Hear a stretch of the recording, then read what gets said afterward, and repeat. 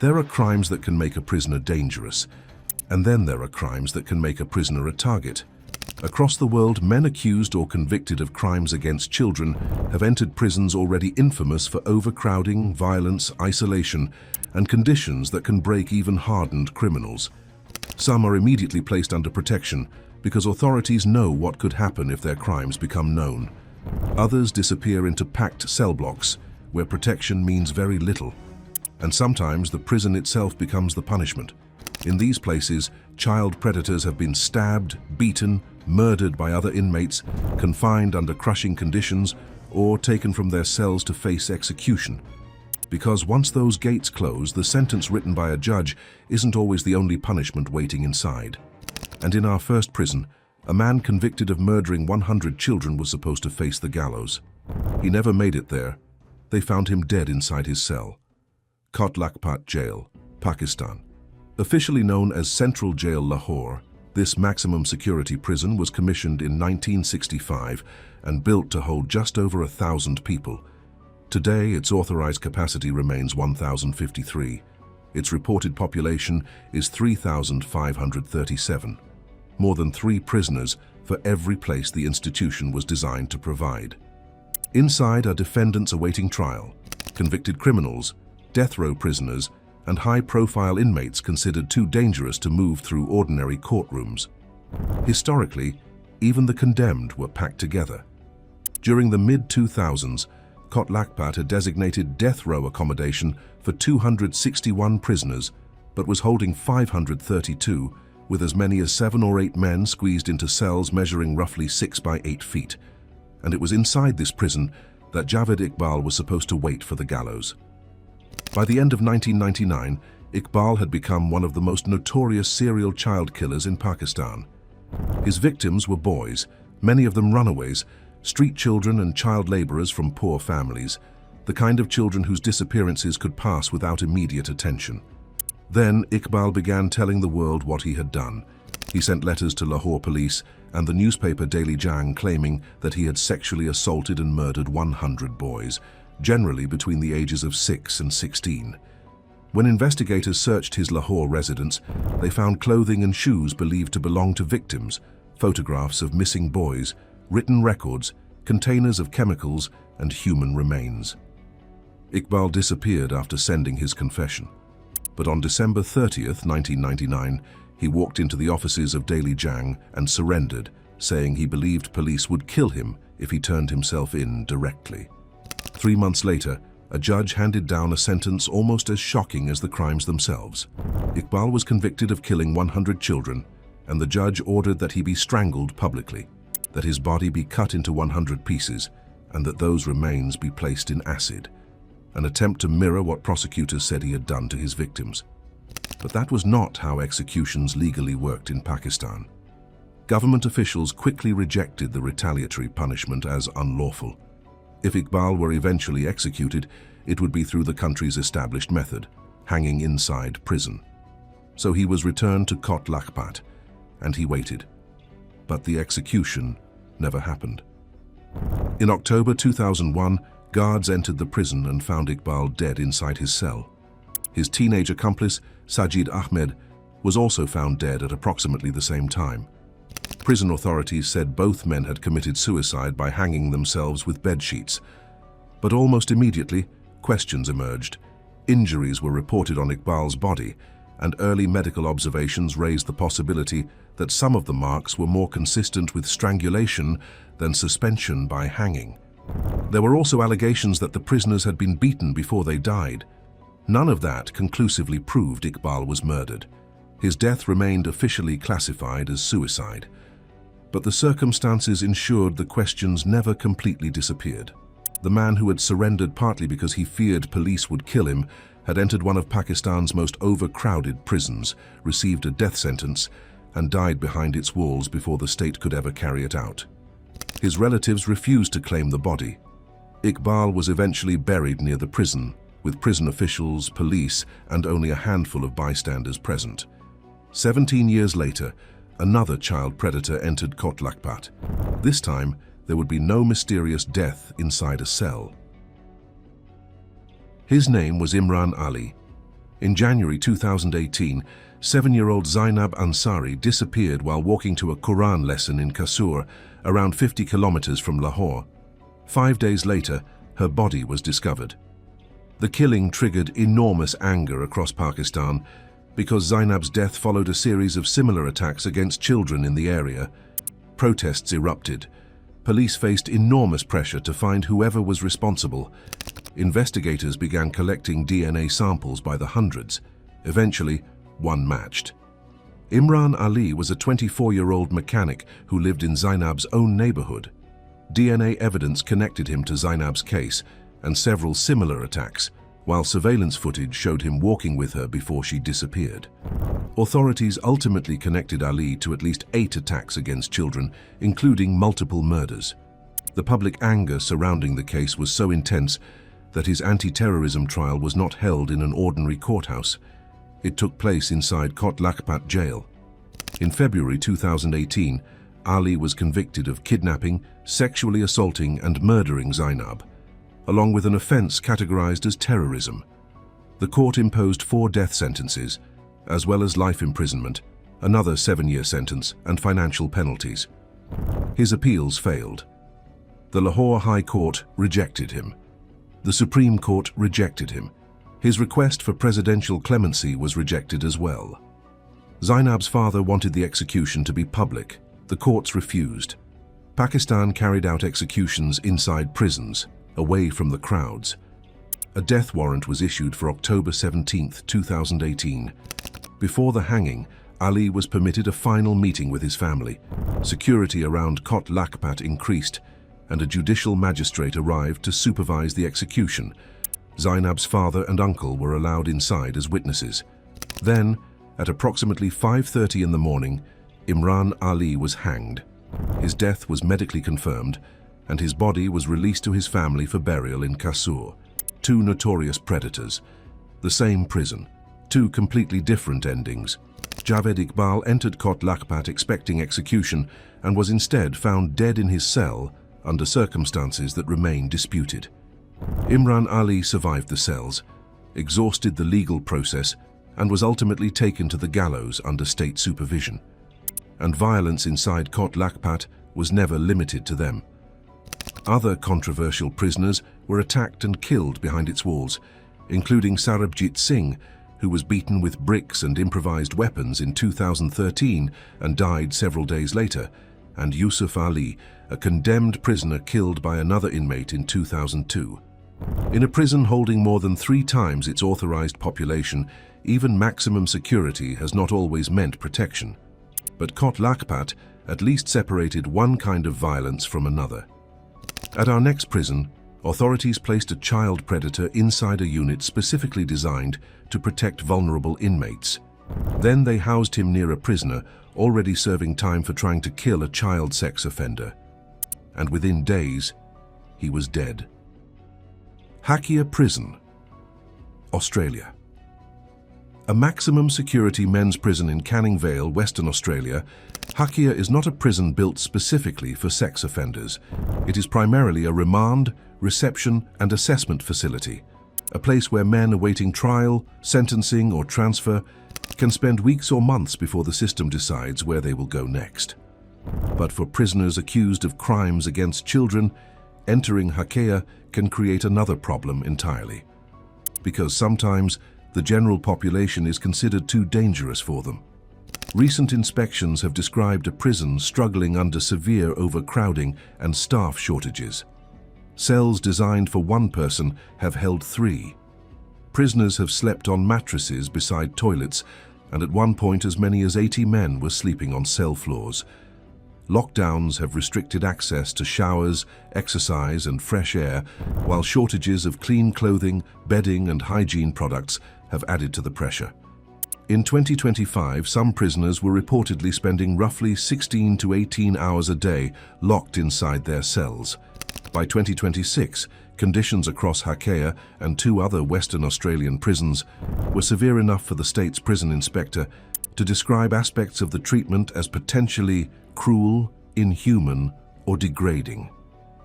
One prisoner described sleeping with a towel over his head because his face rested about 60 centimeters from the toilet being used by his two cellmates, and inside that environment, prison officials still had to solve another problem: where to put inmates whose charges made them targets. Ashley James Brofo was one of them. In July 2022, Brofo was arrested after sexually abusing a girl. He had approached the child in a park in Doubleview and offered to buy her a hamburger. He then took her to a nearby residence and sexually assaulted her before she managed to escape when another resident returned. Brofo was remanded to Hakia while the case moved through court, and other prisoners learned what he was accused of. Threats followed.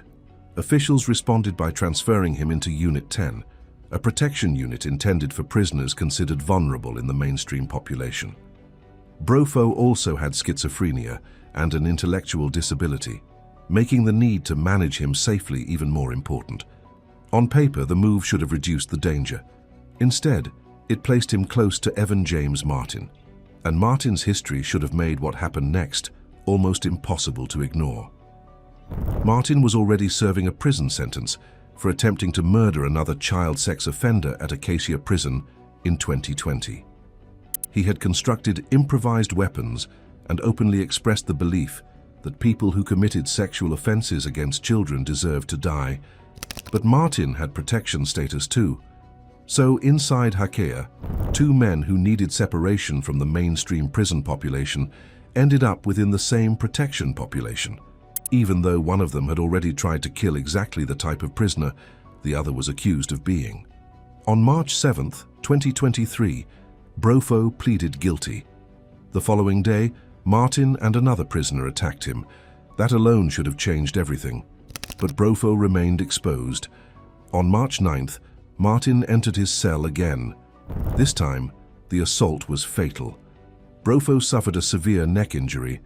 Combined with pre-existing heart disease, the damage killed him. He had been placed in protection because officials knew he was at risk, yet he died inside the very part of the prison intended to keep vulnerable prisoners alive. The later inquest exposed how preventable the situation had become.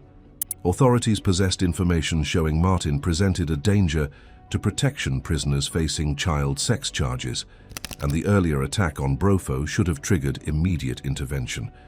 The coroner classified Brofo's death as an unlawful homicide and identified a missed opportunity to prevent it.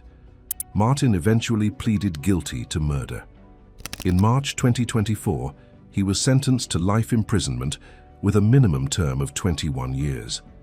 The judge rejected the idea that his actions could be justified as vigilante punishment and condemned the pride Martin had expressed over the killing.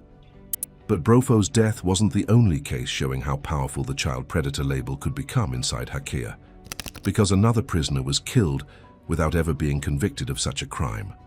His name was Alf Dayon Edis. Edis was a 46-year-old Aboriginal man being held on remand for offences including trespassing, disorderly conduct, and assaulting police. He also had reported mental health difficulties. He was not a convicted child predator. But on February 26, 2019, a rumor began circulating through Hakia that he was a rapist or child sex offender.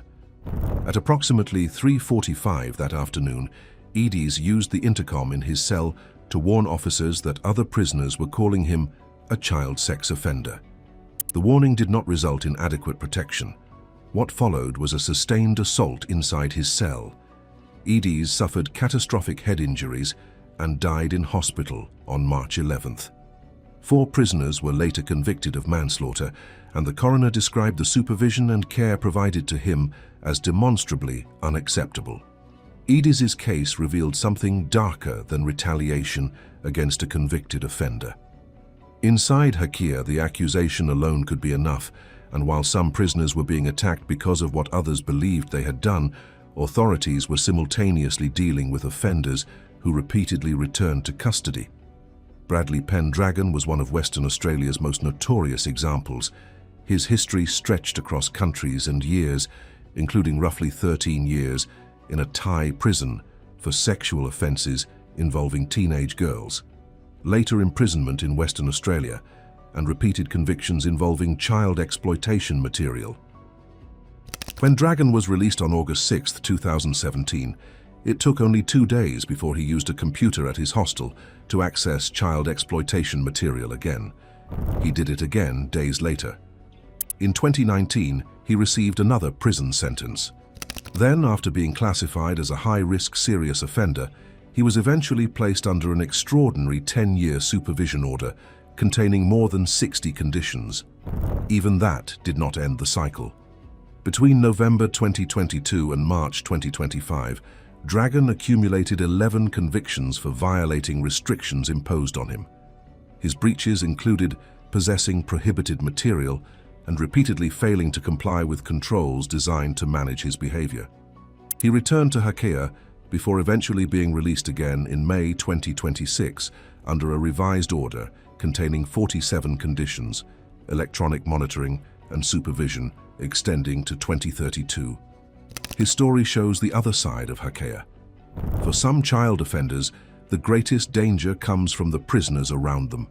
For authorities, the challenge is keeping those men alive while they are inside and determining how to manage those who eventually walk back out. Ashley Brofo never got that far. He was moved into protection because everyone already understood what his charges could mean inside prison. The system identified the threat.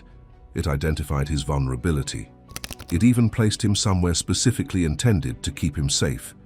And he was still killed. But at our next prison, the punishment waiting for one child predator did not come from another inmate. It came from the state. And instead of hiding the execution behind prison walls, authorities built the gallows outside the prison gates and hanged him in public. Buchan Prison, Iran. Unlike Kot Lakhpat or Hakea, reliable official information about Buchan is remarkably limited. There is no clear public figure for its current capacity, and even basic details about its security classification are difficult to establish. What is known is that the prison sits in Buchan, in Iran's West Azerbaijan province, and has held a mixed population ranging from people convicted of murder, rape, and drug offenses to political prisoners, Kurdish activists, and prisoners awaiting execution. Accounts from different years describe a crowded institution where those categories were not always effectively separated. One detailed account described violent repeat offenders living alongside political detainees, with drugs circulating through the wards, extortion between prisoners, and improvised blades being used in assaults. Other human rights reporting has included allegations that prisoners protesting conditions were beaten by prison officials. The exact population has shifted considerably between reports, so there is no reliable current overcrowding figure to attach to Buchan. But for this story, the most important part of the prison wasn't a cell. It was what authorities built outside it, because in July 2025, the entrance to Buchan Prison became the execution site for a man convicted of raping and murdering a 6-year-old girl. Her name was Nihan Jabrailpour. The case began inside a deeply troubled household. Nihan's mother had left the family home following domestic violence, while her father retained custody and entered a relationship with another woman. That woman's younger brother was Ilia Khalifehzadeh. He began visiting the home, and prosecutors eventually concluded that Khalifehzadeh had been sexually abusing Nihan over a period of months. Then, in January 2025, the little girl was taken to a hospital in Buchan. Doctors were confronted with injuries that immediately raised questions. Nihan had extensive bruising and serious physical injuries. There were burns described as having been caused by boiling water, along with evidence of sexual abuse and prolonged mistreatment. Her father initially claimed she had swallowed pills. Medical staff became suspicious. Nihan died. And once investigators began looking into what had happened inside that home, several people connected to the household were arrested. Investigators concluded that Khalifehzadeh and his sister had violently assaulted Nihan in an attempt to prevent her from revealing the abuse. The case caused outrage in Buchan, where local residents gathered outside the governor's office demanding justice for the child. Khalifehzadeh became the principal defendant. He was convicted of rape and murder, and the sentence was death. But Iran's judiciary did not order an execution hidden deep inside a prison compound. It ordered a public one. Khalifehzadeh appealed, but Iran's Supreme Court upheld the judgment. Judicial officials said the location of the execution reflected requests from Nihan's relatives, public demands for severe punishment, and the enormous impact the killing had produced in the local community. Then came July 12, 2025. At approximately 3:30 in the morning, Khalifehzadeh was removed from Buchan prison. But instead of taking him deeper inside the facility, authorities brought him in the opposite direction, outside. A gallows had been erected in front of the prison. The institution that had held him now became the backdrop to his execution. Khalifehzadeh was publicly hanged outside Buchan prison, only months after Nihan's death. Footage later examined by Iran Human Rights appeared to show children among the spectators gathered to witness it. For a prison already associated with death sentences, the location made this execution different. The punishment wasn't concealed behind concrete walls, it was moved directly in front of them, and that gives Buchan a very different place on this list. There is far less reliable information about child predators being systematically targeted by other inmates here than at Hakeya, and the available evidence does not support pretending otherwise. Buchan's strongest connection is much more direct. One child predator entered the prison under a death sentence. Then the state brought him outside its gates, placed him beneath a public gallows and carried that sentence out. But the next prison takes us away from public executions and into one of England's highest security institutions, a place built for men considered among the most dangerous in the country. HMP Full Sutton, England. Unlike the overcrowded prisons we've already entered, Full Sutton does not look especially brutal because of filthy cells or prisoners sleeping on floors. Recent inspections have actually described much of the prison as reasonably clean and generally safe. What makes Full Sutton different is who those cells contain. Opened in 1987 around 11 miles east of York, Full Sutton is a Category A and Category B high-security dispersal prison holding roughly 600 men. Many are considered serious dangers to the public or major security risks. Most live alone in individual cells, while specialized areas exist for segregation, exceptionally dangerous prisoners, and inmates attempting to return from prolonged isolation. Then there are B, C, and D wings.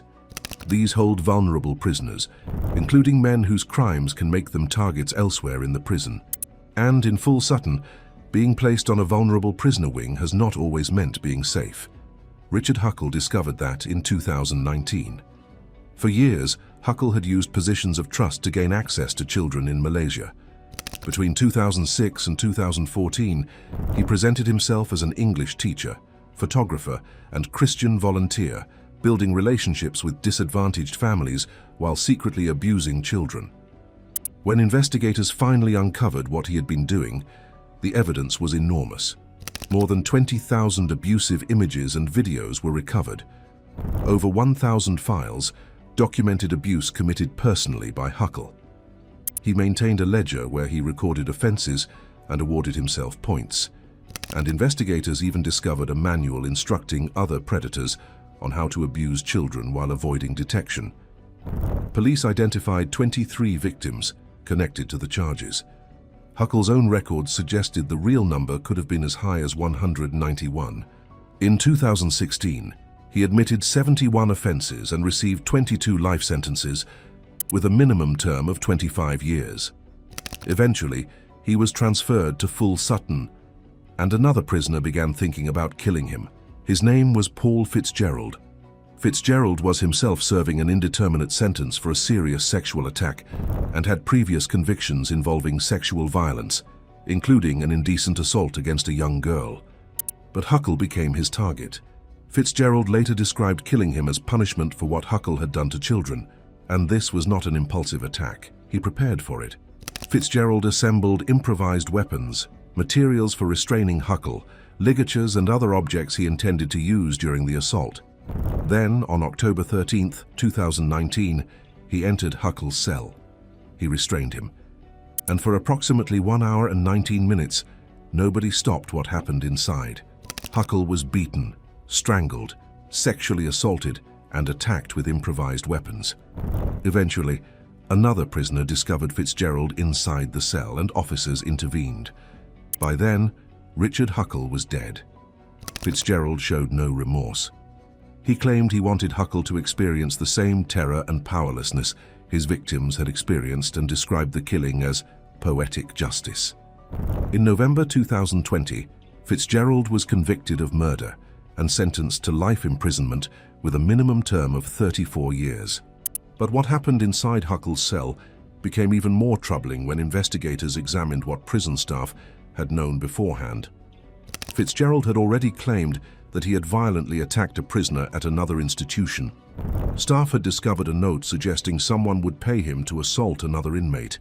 He had told his prison offender manager that he intended to commit an act of violence, while mental health staff were already reviewing his behavior. The warnings existed. The problem was that nobody put them together. The Prisons and Probation Ombudsman later concluded that there had been opportunities to prevent Huckle's death, leading to changes in how Full Sutton handled intelligence about potential attacks and monitored prisoners outside their cells. But Huckle wasn't the first child predator killed inside Full Sutton. 8 years earlier, another vulnerable prisoner had been placed close to a man whose history should have made the danger obvious. Colin Hatch had been sexually attacking children since he was a teenager. His record included assaults against 6 boys, and in one case he assaulted an 8-year-old child before strangling him until he lost consciousness. A psychiatrist considered Hatch so dangerous that confinement in Broadmoor High Security Hospital was recommended. Broadmoor did not accept him. Instead, Hatch received a 3-year prison sentence. Then he was released. In April 1993, Hatch walked out on parole. 11 weeks later, Sean Williams disappeared. Hatch had lured Sean into his tower block flat in Finchley, sexually assaulted him, and killed him. He then concealed the child's body inside bags and left them in the building's lift. In January 1994, Hatch received a whole life sentence. The judge could not imagine a point at which he could ever safely be released.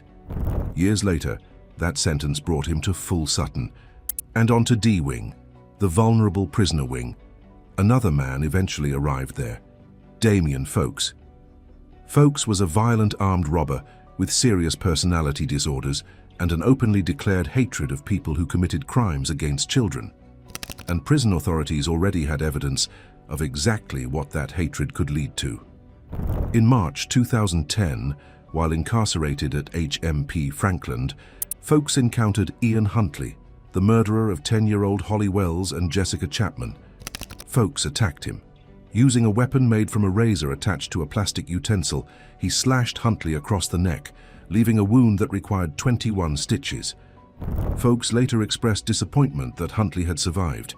Despite that history, he was eventually transferred to Full Sutton and placed on D Wing, the same vulnerable prisoner wing where Colin Hatch was being held. On February 22, 2011, Folkes entered Hatch's cell and barricaded the door behind him. He told officers Hatch would remain alive as long as they stayed outside. Staff treated it as a hostage situation, but while they remained outside the barricaded cell, Folkes tore strips from prison bedding and strangled Hatch. He later made his motive clear. Hatch's crimes against children were why he believed the man deserved to die. Folkes admitted manslaughter on the grounds of diminished responsibility. Combined with his attempted murder of Ian Huntley, he received another life sentence with a minimum term of 20 years. The case created the same contradiction that appeared at Hakea Prison in Australia. A prisoner was placed in a vulnerable unit partly because his crimes could make him a target, and the man placed near him had already demonstrated that he was willing to attack exactly that kind of prisoner. Full Sutton continues to hold men convicted of predatory crimes against children and teenagers. Among them has been Stephen Grieveson, known as the Sunderland Strangler. Between 1990 and 1994, Grieveson murdered 4 teenage boys: Simon Martin, Thomas Kelly, David Hanson, and David Grief. He was initially convicted in 1996 of 3 murders and received 3 life sentences. While already serving those sentences at Full Sutton, investigators returned to the unsolved murder of Simon Martin. Grieveson eventually admitted that he had taken Simon into a derelict building after they played football, sexually abused him and killed him because he feared the boy would reveal what had happened. In 2013, he received a fourth life sentence. Unlike Huckle and Hatch, there is no reliable evidence that Grieveson has suffered a comparable major attack inside Full Sutton, and that distinction matters, because Full Sutton isn't a prison where every child predator is inevitably attacked. Recent inspections have actually found serious violence relatively uncommon compared with what might be expected from a prison holding such dangerous men. But those same inspections reveal another side of the institution. In 2024, 38% of prisoners were found locked inside their cells during the working day. Planned lockdowns continued during evenings and weekends. Some segregated prisoners could spend 3 days without a shower or outdoor exercise, while inspectors criticized inadequate psychological treatment. Serious violence also reportedly doubled during 2024, while serious assaults against staff increased by 104%.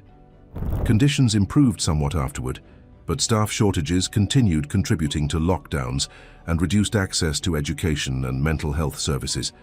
And the average period prisoners spent in segregation remained around 49 days in 2025. Full Sutton therefore does not need collapsing sanitation or extreme overcrowding to earn its place here. Its danger comes from something else. Hundreds of high-risk prisoners living inside one heavily controlled institution, some protected from the general population because of their crimes, others carrying histories of extraordinary violence, and prison officials trying to determine which men can safely be placed anywhere near each other. Twice that calculation failed catastrophically. Richard Huckle was murdered inside his cell after multiple warning signs surrounding his eventual killer. Colin Hatch was strangled on a vulnerable prisoner wing by a man who had already tried to murder another notorious child killer. But in our next prison, there wasn't even a purpose-built high-security institution separating dangerous men into carefully managed wings. There were 5 main cells, almost 100 prisoners, and during one night of rebellion, inmates began deciding who among them deserved to die. Delegacia Regional de Pinheiro, Brazil. Calling this place a prison almost gives it too much credit. The facility in Pinheiro, Maranhão, was actually a police station intended to hold suspects temporarily. It was never designed to function as a long-term penitentiary, yet by February 2011, that was effectively what it had become. Its reported maximum capacity was around 40. Inside were approximately 96 to 97 prisoners, and they had just 5 principal cells. One inmate claimed that cells intended for 5 men were holding more than 30. Prisoners complained that there was barely enough floor space to lie down, that the water used for drinking and washing was poor, and that men accused of completely different crimes were being confined together. Most had not even been convicted yet. Of the nearly 100 prisoners inside, only 16 were serving sentences. The warning signs had already been there. 8 months earlier, prisoners had staged another destructive rebellion over overcrowding, poor conditions, prolonged pre-trial detention, separation from their families, and the possibility of being transferred to the notorious Pedrinhas prison complex. Authorities promised changes. By February 2011, many of the same problems remained. And inside this overcrowded police jail was a man whose crimes had made him infamous across Brazil.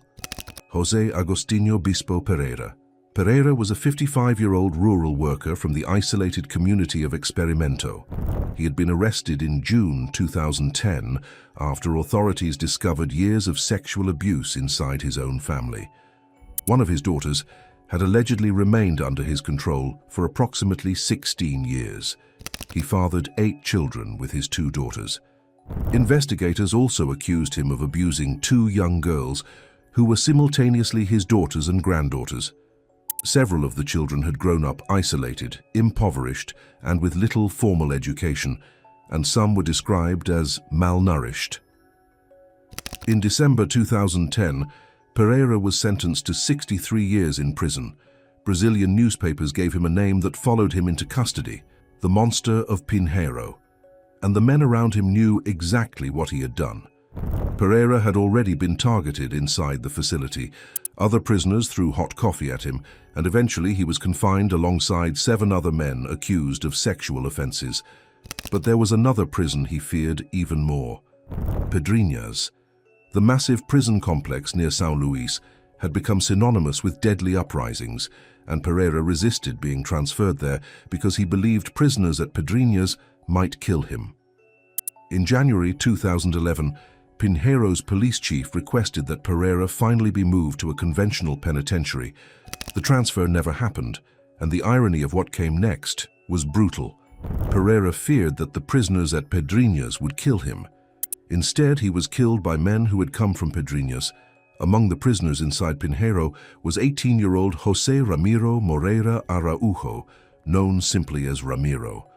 Police considered him highly dangerous. He was a robbery suspect, had helped lead Pinheiro's previous rebellion, and had also been held at Pedrinhas, where he participated in a November 2010 uprising that left 18 prisoners dead. Afterward, Ramiro was transferred to Pinheiro. In other words, authorities moved an experienced rebellion participant into a police jail that was already holding more than twice the number of prisoners it was supposed to contain. Ramiro was not alone. Another prisoner, 21-year-old Nilton Carlos Brito, had also participated in earlier unrest at Pinheiro. Police would later identify Ramiro and Brito as 2 of the principal leaders of what happened next.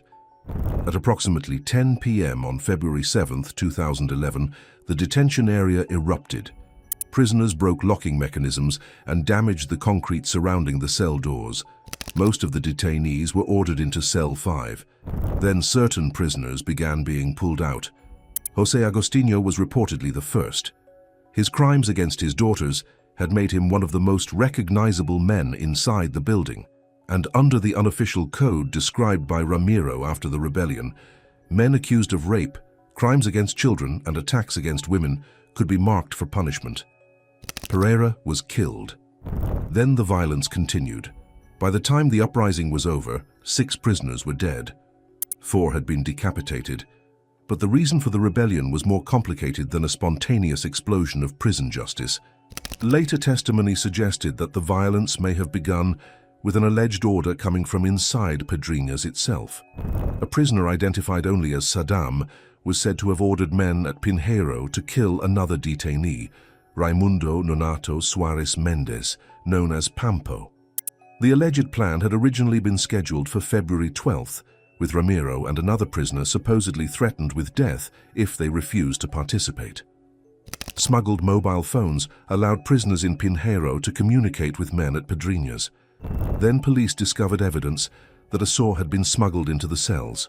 Fearing an imminent search, the organizers allegedly moved early. Once the cells were breached, however, the violence expanded, and so did the motive. Testimony later suggested that some prisoners began using the rebellion as an extortion operation. Families of selected inmates were contacted through smuggled phones and told to pay money if they wanted their relatives kept alive. Deadlines were established, deposits were reportedly made, even phone credit was demanded so communication with Pedrinhas could continue. The killings had become leverage. Ramiro himself later spoke openly about that logic. Destroying cells during the previous rebellion, he argued, had achieved almost nothing. The walls had simply been repaired and repainted. Killing prisoners forced people outside to pay attention. For nearly 15 hours, the police station remained under the control of the uprising. Then, at around 1 p.m. on February 8th, negotiations involving prosecutors, a judge, police, representatives of the Brazilian Bar Association and religious leaders brought it to an end. Officials agreed that prisoners would be transferred closer to their home municipalities rather than collectively sent to São Luís. 14 men were moved immediately, with more transfers following. And authorities now had another problem. José Agostinho was dead. But he had not been the only prisoner inside Pinheiro accused of crimes against children. 7 surviving prisoners accused or convicted of sexual offenses against children were considered to be in immediate danger after the rebellion. Authorities removed them from the remaining population and transferred them to a cell at Pinheiro's 1st Police District for protection. That detail matters. because early accounts created an even more dramatic version of the massacre, claiming that all 6 men killed during the rebellion had been accused of rape or sexual offenses against children. Later reporting did not support that clean explanation.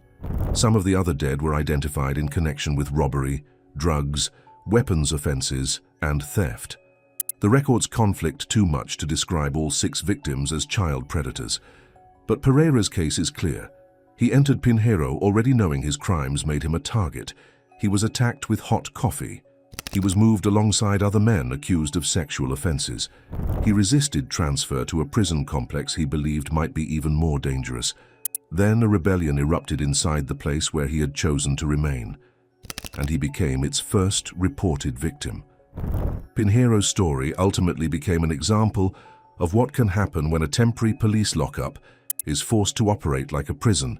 Nearly 100 men compressed into 5 cells, pre-trial detainees mixed with convicted prisoners, experienced rebellion leaders transferred between unstable institutions, and an inmate hierarchy filling the vacuum left by a system struggling to maintain control.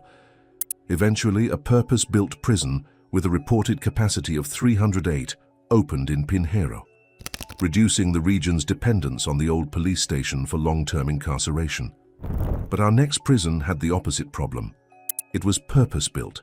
It had operated for more than a century, and by its final years, a facility originally intended for roughly 300 prisoners was holding around 2,600. Inside were 2 of South America's most notorious child killers. One survived and eventually walked free. The other asked to be moved somewhere safer. He was stabbed to death inside the cell meant to protect him. Garcia Moreno Prison, Ecuador. Before going any further, there is something that separates Garcia Moreno from every prison we've visited so far. It no longer operates. The last prisoners were removed in 2014, ending approximately 139 years of incarceration inside one of Ecuador's most infamous institutions. The building later became a museum for a period before being left largely abandoned. But when Garcia Moreno was still functioning, overcrowding had transformed it into something far removed from the prison originally designed in the 19th century. Built in central Quito during the 1870s, Garcia Moreno followed the panopticon model, with multiple wings radiating outward from a central observation point, so guards could theoretically monitor prisoners from the middle. The original capacity was approximately 300. By its final years, around 2,600 people were being held inside. Cells measuring roughly 8 square meters and intended for 2 prisoners sometimes contained 6 to 8. Larger rooms could hold as many as 40. In one area known as Los Polias, approximately 15 drug-dependent prisoners were reportedly locked together overnight. But overcrowding wasn't the only thing determining how difficult life became. Money did too. Inside Garcia Moreno, prisoners with cash could purchase protection and better accommodation. Gangs exercised significant control over everyday life. Inmates operated shops and sold meals, and wealthier prisoners could pay to escape some of the worst overcrowding. Drug trafficker Oscar Caranqui reportedly lived in a cell containing expensive furniture, a television, refrigerator, and microwave. Other prisoners were packed together with almost no space, and violence could come from both sides of the bars. During a hunger strike in March 1997, hooded police entered the prison and assaulted inmates with sticks, metal tubes, and pellet-firing weapons. Prisoners suffered bruising, facial injuries, and pellet wounds in an operation some described as a night of terror. Into this environment came one of the most infamous serial child killers in South American history, Pedro Alonso Lopez, the monster of the Andes. Lopez traveled through Colombia, Peru, and Ecuador targeting young girls, particularly children from poor and indigenous communities. Many were between 8 and 13 years old. He approached them in marketplaces and isolated communities, using small gifts or offers of money to gain their trust before leading them away. Eventually, Lopez claimed that he had murdered more than 300 girls across 3 countries. That number has followed his name for decades, but it was never proven in full. Lopez confessed to enormous numbers of killings and directed investigators to burial locations where dozens of remains were recovered. He claimed responsibility for at least 110 murders in Ecuador alone. But the number of murders he confessed to, the bodies investigators actually recovered, and the crimes legally established against him are not the same thing. What is certain is that Ecuadorian authorities arrested him in Ambato in 1980, and despite the scale of the crimes attributed to him, Ecuadorian law at the time imposed a maximum prison sentence of just 16 years. Lopez was sent to Garcia Moreno. Even there, his reputation reportedly made him a target, and additional security was required after another prisoner attacked him. But Lopez survived. Year after year passed inside the overcrowded prison, while one of the most notorious suspected child killers on the continent moved closer to release. Then, after approximately 14 years, it happened. In August 1994, Pedro Alonso Lopez walked out of Garcia Moreno early for good behavior. Ecuador deported him to Colombia, where authorities placed him in psychiatric detention. Eventually, he was released again. His current whereabouts remain unknown. A man who claimed hundreds of murdered children had survived Garcia Moreno and walked through its gates after roughly 14 years. Another serial child killer imprisoned there would come within months of doing exactly the same thing. His name was Daniel Camargo Barbosa. Camargo already had a history of sexual violence and murder before he ever entered Ecuador. He had been imprisoned in Colombia for attacking and killing girls, but in 1984 he escaped from the Gorgona Island prison. He made his way to Ecuador. Then girls and young women began disappearing. Camargo frequently approached victims with an innocent request for assistance, using that brief interaction to draw them toward isolated locations. The number of killings attributed to him varies considerably, and many were never individually proven in court. But after his capture in Ecuador in 1986, Camargo was convicted and received the same maximum sentence available under Ecuadorian law, 16 years. He was sent to Garcia Moreno. For a period, Pedro Alonso Lopez and Daniel Camargo Barbosa, two men connected to extraordinary numbers of murdered girls, were incarcerated inside the same prison. Then Lopez was released. Camargo remained. During his imprisonment, Camargo claimed to have converted to Christianity. His conduct was considered good enough that he too began approaching the possibility of release. But Camargo understood what his crimes meant inside prison, and he feared for his safety.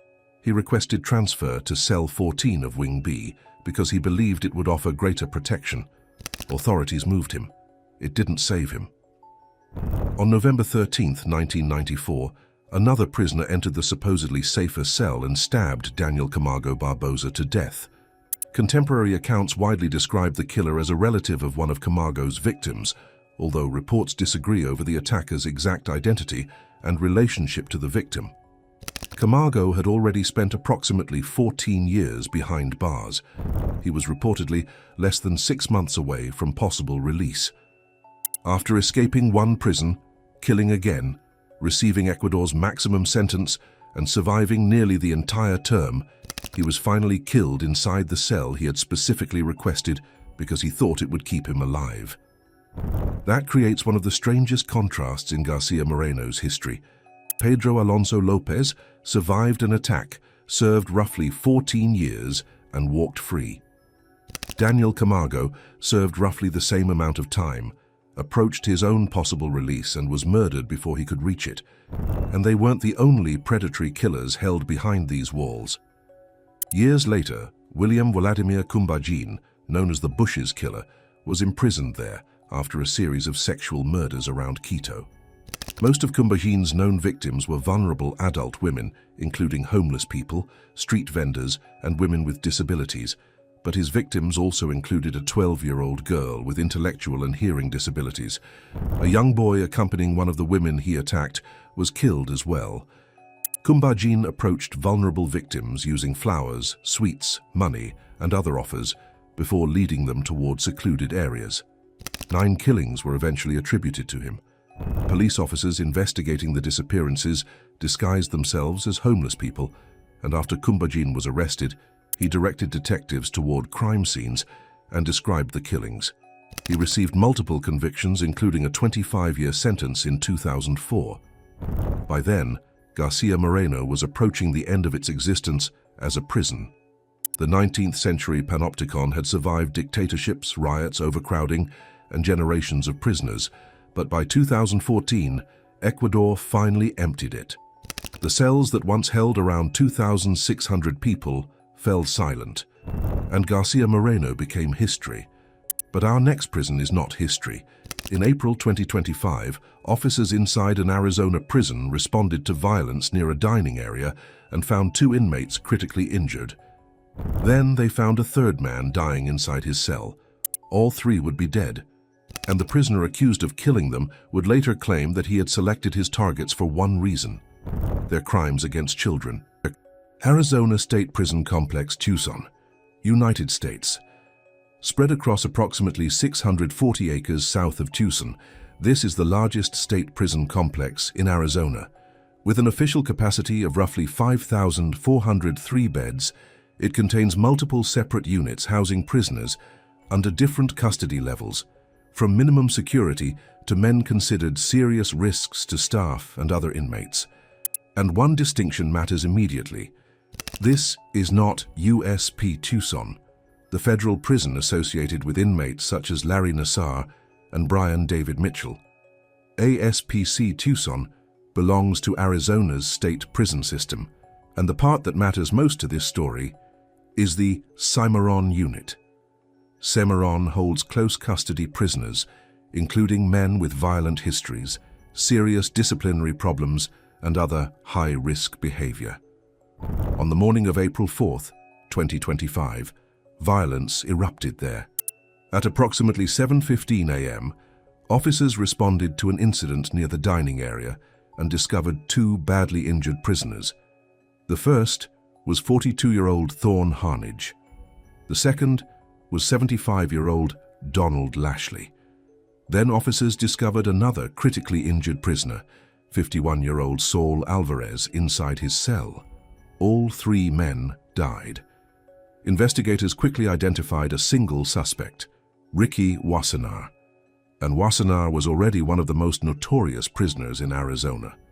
More than 20 years earlier, in January 2004, Wassenaar and fellow inmate Stephen Coy had launched an extraordinary takeover at the Lewis Prison Complex. Armed with improvised weapons, they overpowered guards, obtained a correctional officer's uniform, and entered a prison watchtower. 2 correctional officers were taken hostage.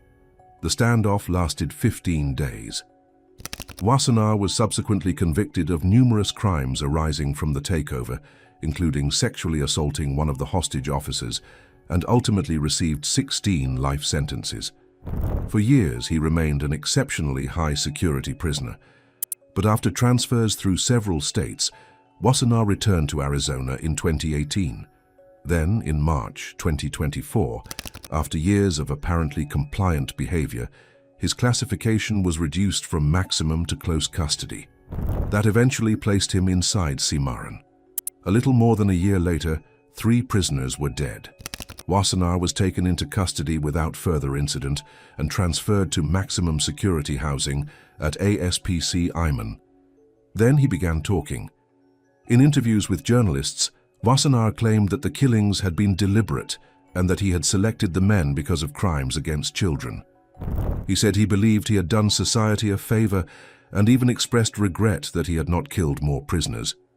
But there is an important difference between what Wassenaar claims and what has been established in court. He has been charged with 3 counts of first-degree murder and aggravated assault. He pleaded not guilty. And although prosecutors announced in May 2026 that they would seek the death penalty, Wassenaar has not yet been convicted of the 3 prison killings. The criminal histories of 2 victims, however, make his claimed motive particularly disturbing. Donald Edward Lashley had entered Arizona prison custody in 2023 after being convicted of an extensive series of sexual offenses against children. 3 girls had been abused. One was victimized from approximately 5th grade until she was 15. Another was abused from the age of 3 until she was 6. A third was 5 years old or younger. A jury convicted Lashley of 4 counts of sexual conduct with a child under 15, 3 counts of child molestation, and 2 additional counts of sexual conduct with a minor. The sentence effectively ensured that he would die in prison, 2 consecutive life terms, then another consecutive 93 years. His convictions and sentences were upheld on appeal in July 2024. 9 months later, Lashley was dead. Thorn Harnage had spent even less time inside Arizona's prison system. He had originally been indicted in 2018 on 3 counts of sexual conduct with a minor. His first trial produced an acquittal on 1 count and a hung jury on the remaining 2, but further proceedings eventually resulted in a conviction for sexual conduct with a minor. Harnage entered Arizona prison custody in 2024. Approximately 1 year later, he was killed alongside Lashley.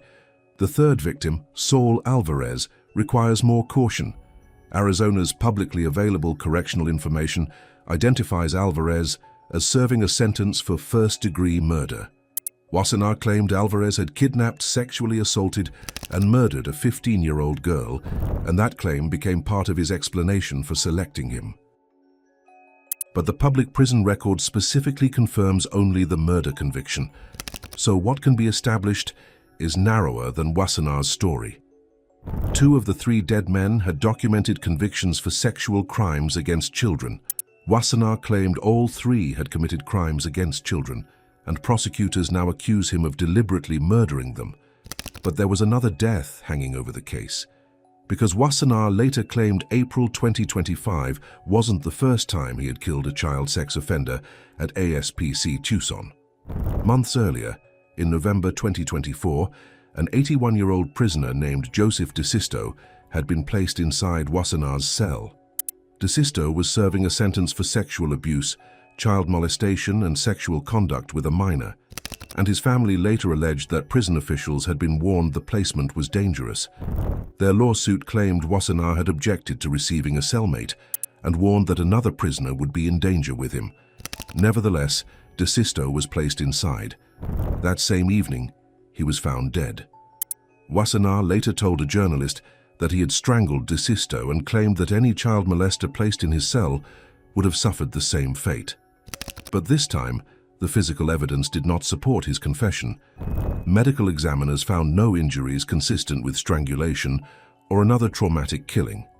DeSisto suffered from numerous serious medical conditions, and authorities classified the death as natural, although another account described the precise cause as undetermined.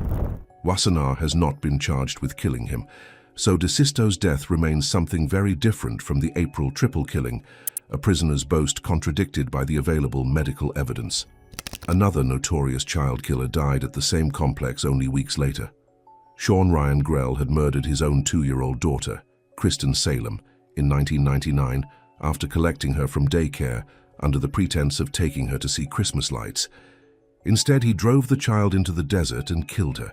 Grell was convicted of first-degree murder and initially sentenced to death. His death sentence was later overturned after a court determined that he had an intellectual disability, leaving him to serve life imprisonment instead. On April 19, 2025, just 15 days after the Cimarron killings, Grell died at ASPC Tucson. Officials did not publicly disclose his cause of death, and there is no evidence that another prisoner killed him.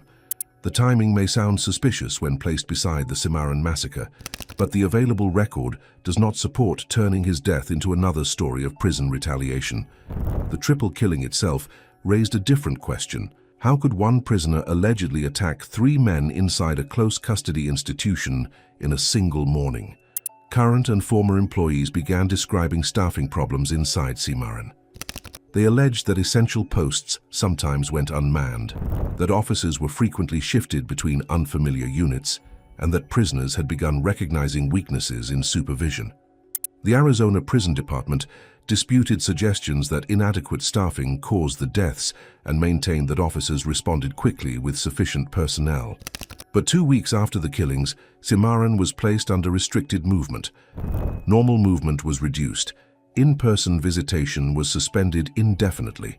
Prisoners retained limited access to necessities, including showers, medication, healthcare, mail, and legal visits, while officials tightened control over a unit housing some of Arizona's highest-risk inmates.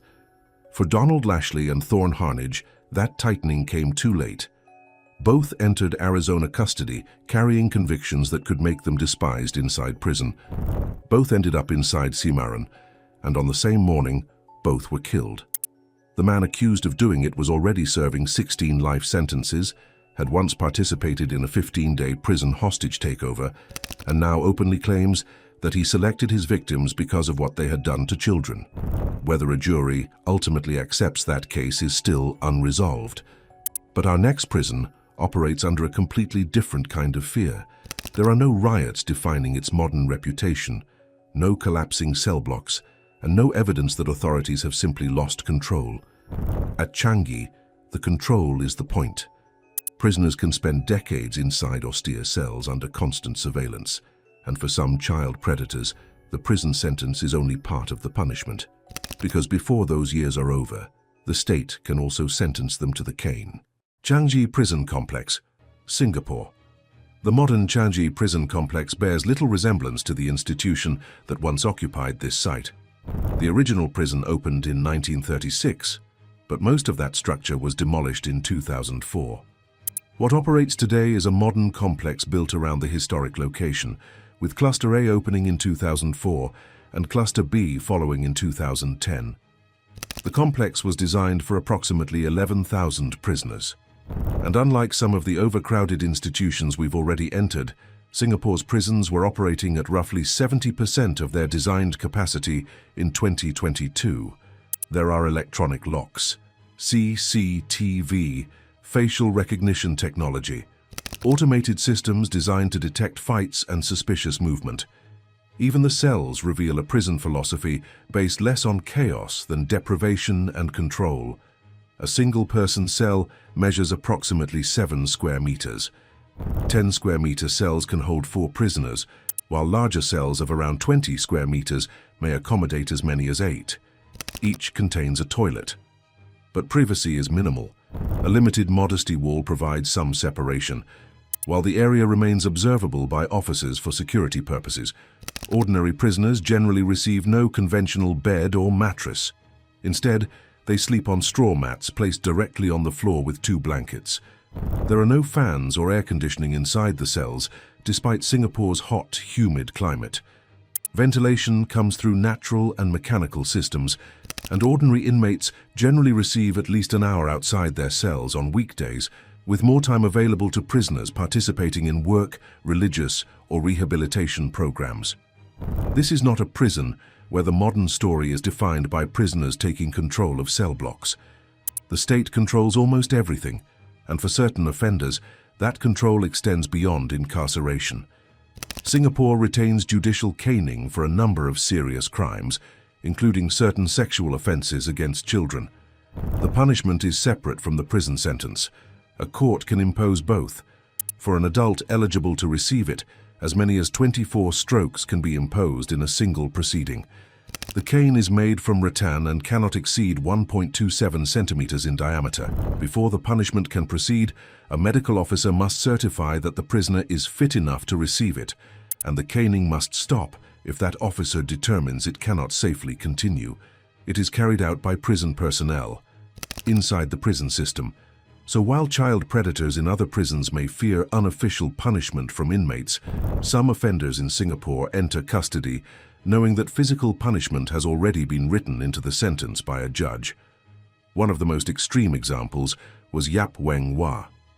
Yap worked as a quality assurance engineer, but between November 2009 and June 2012, he created false identities on Facebook and used them to approach boys. He presented himself as an older brother or mentor. He learned about their interests and personal problems, offered gifts, swimming trips, computer games, and bodybuilding advice, then arranged opportunities to meet them away from their families. The locations varied: homes, hotels, shopping center toilets, swimming complexes, dormitories, even a public park. And Yap recorded many of the assaults.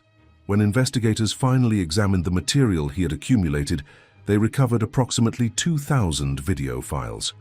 Those recordings helped identify 30 victims in Singapore, Additional footage showed Yap committing sexual acts with another 14 boys in Malaysia. The Singapore charges involved boys between 11 and 15 years old.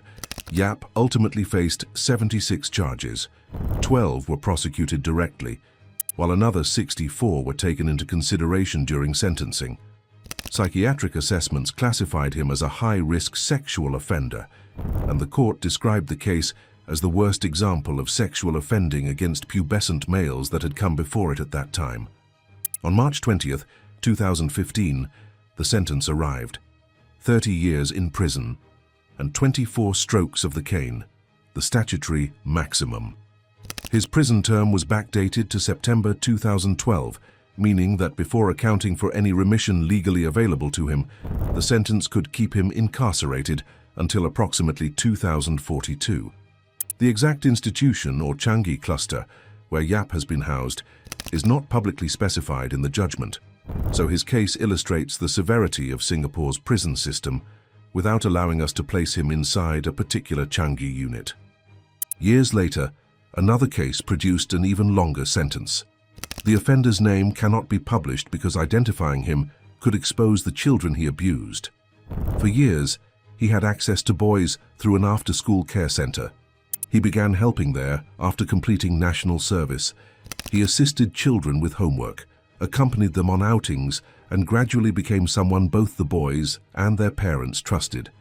Eventually, he had his own keys. Unrestricted access to the center. He bought children meals, gifts, and credits for mobile games. Some parents trusted him enough to allow their sons to accompany him to movies and dinners. That trust gave him access for years. Between 2013 and August 2020, he abused 11 boys from the center. Investigators recovered 105 recordings. In August 2022, the 30-year-old pleaded guilty to 6 aggravated sexual assault charges. Another 54 charges, including aggravated rape and other sexual offenses, were considered when the court determined his punishment. The sentence was extraordinary, even by Singapore's standards: 42 years in prison and 24 strokes of the cane. Again, the offender's precise prison unit has not been publicly identified, but one notorious child murderer can be connected directly to Changi: Adrian Lim. Lim presented himself as a spiritual medium who claimed to possess supernatural powers. In reality, he manipulated vulnerable people, including women he persuaded to have sex with him under the pretense that it formed part of spiritual treatment. Then, in 1981, his crimes escalated into murder. Lim, his wife Catherine Tan, and his companion Ho Kah Hong abducted 2 children. The first was Agnes Ng Siu Heok. The second was Ghazali bin Marzuki. Agnes was also sexually assaulted. The murders were carried out during ritualistic acts orchestrated by Lim, reportedly as revenge against police after he had been investigated over a rape allegation. But after Ghazali was killed, the group made a devastating mistake. A trail of blood led investigators back to Lim's apartment. Inside, police discovered blood-stained religious objects and other evidence connecting the occupants to the crimes. Lim, Tan, and Ho were eventually tried for murder. In May 1983, all 3 were sentenced to death. Appeals followed, then requests for clemency. They failed. And unlike the long prison terms imposed on Yap and the anonymous after-school center predator, this case ended inside Changi itself. On November 25, 1988, Adrian Lim, Catherine Tan, and Ho Kah Hong were hanged at Changi Prison. Lim's execution is an important distinction in understanding Singapore's punishment system. He was not executed simply because he was a sexual predator. He was executed for murder. Child sexual offenses can produce enormous prison sentences and judicial caning, but they do not ordinarily result in execution by themselves. That is what makes Changi different from prisons such as Hakea or Full Sutton. The defining threat isn't an inmate waiting for an opportunity to enter another prisoner's cell. It isn't a rebellion spiraling beyond the guard's control. It is a system built around discipline, surveillance, and punishments, imposed deliberately through law, years on a cell floor, decades behind concrete and steel. And, for eligible offenders sentenced to it, the cane. But our next prison has a darker historical reputation. a fortress beside Thailand's Chao Phraya River, where condemned prisoners once lived in heavy leg irons, where executions moved from firing squad to lethal injection, and where generations of inmates gave the prison a name of their own, the Big Tiger. Bang Kwang Central Prison, Thailand. For generations of prisoners, its official name wasn't the one that mattered. They called it the Big Tiger. The idea was simple. Once the prison swallowed you, there was a good chance it would consume the rest of your life. Bang Kwang stands in Nonthaburi province beside the Chao Phraya River, built as a fortress for Thailand's most serious male offenders.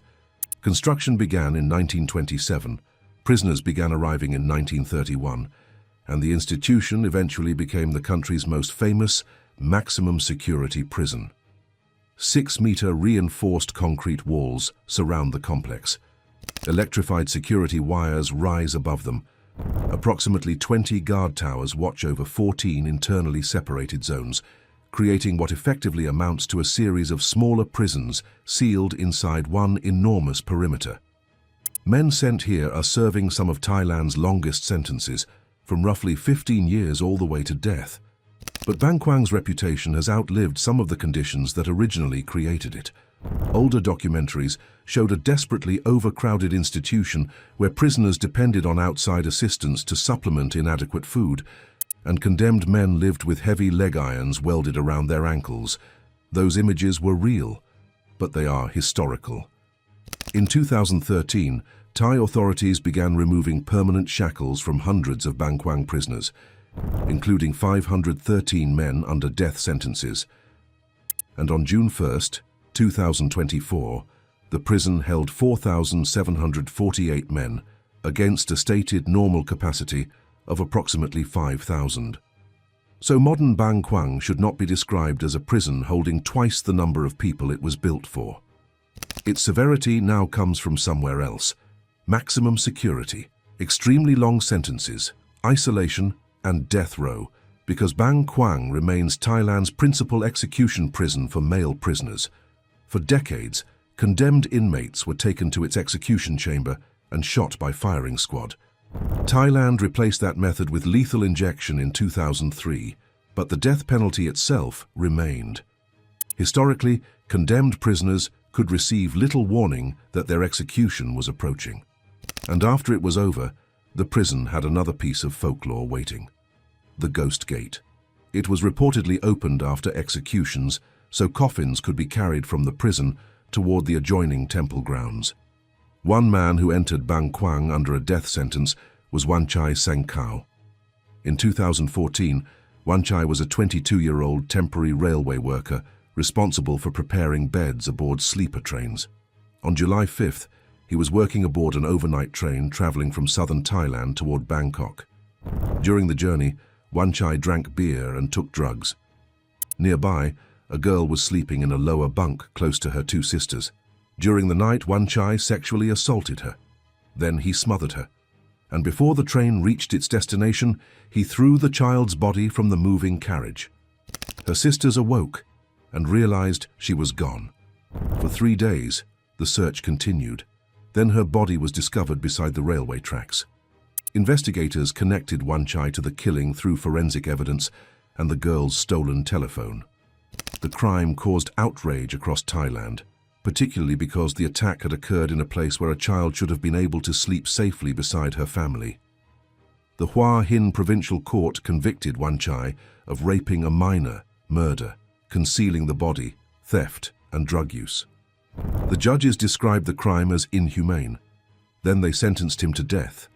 Thailand's railway authority responded to the murder by introducing women and children-only carriages on certain overnight services. Wanchai was transferred to Bang Kwang. He had entered the Big Tiger as a condemned prisoner. But unlike many men historically brought into its death row system, Wanchai did not reach the execution chamber. His death sentence was later commuted to life imprisonment through a royal pardon. As of June 2024, he was still identified as a prisoner at Bang Kwang. Another child predator did not receive that reprieve. Somsak Pornarai had already been imprisoned once before a family allowed him into their home following his release. That act of trust ended in murder. In 1995, Somsak raped and killed the family's 15-year-old relative in Loei province. He was convicted. The sentence was death. His appeals failed. His request for clemency failed.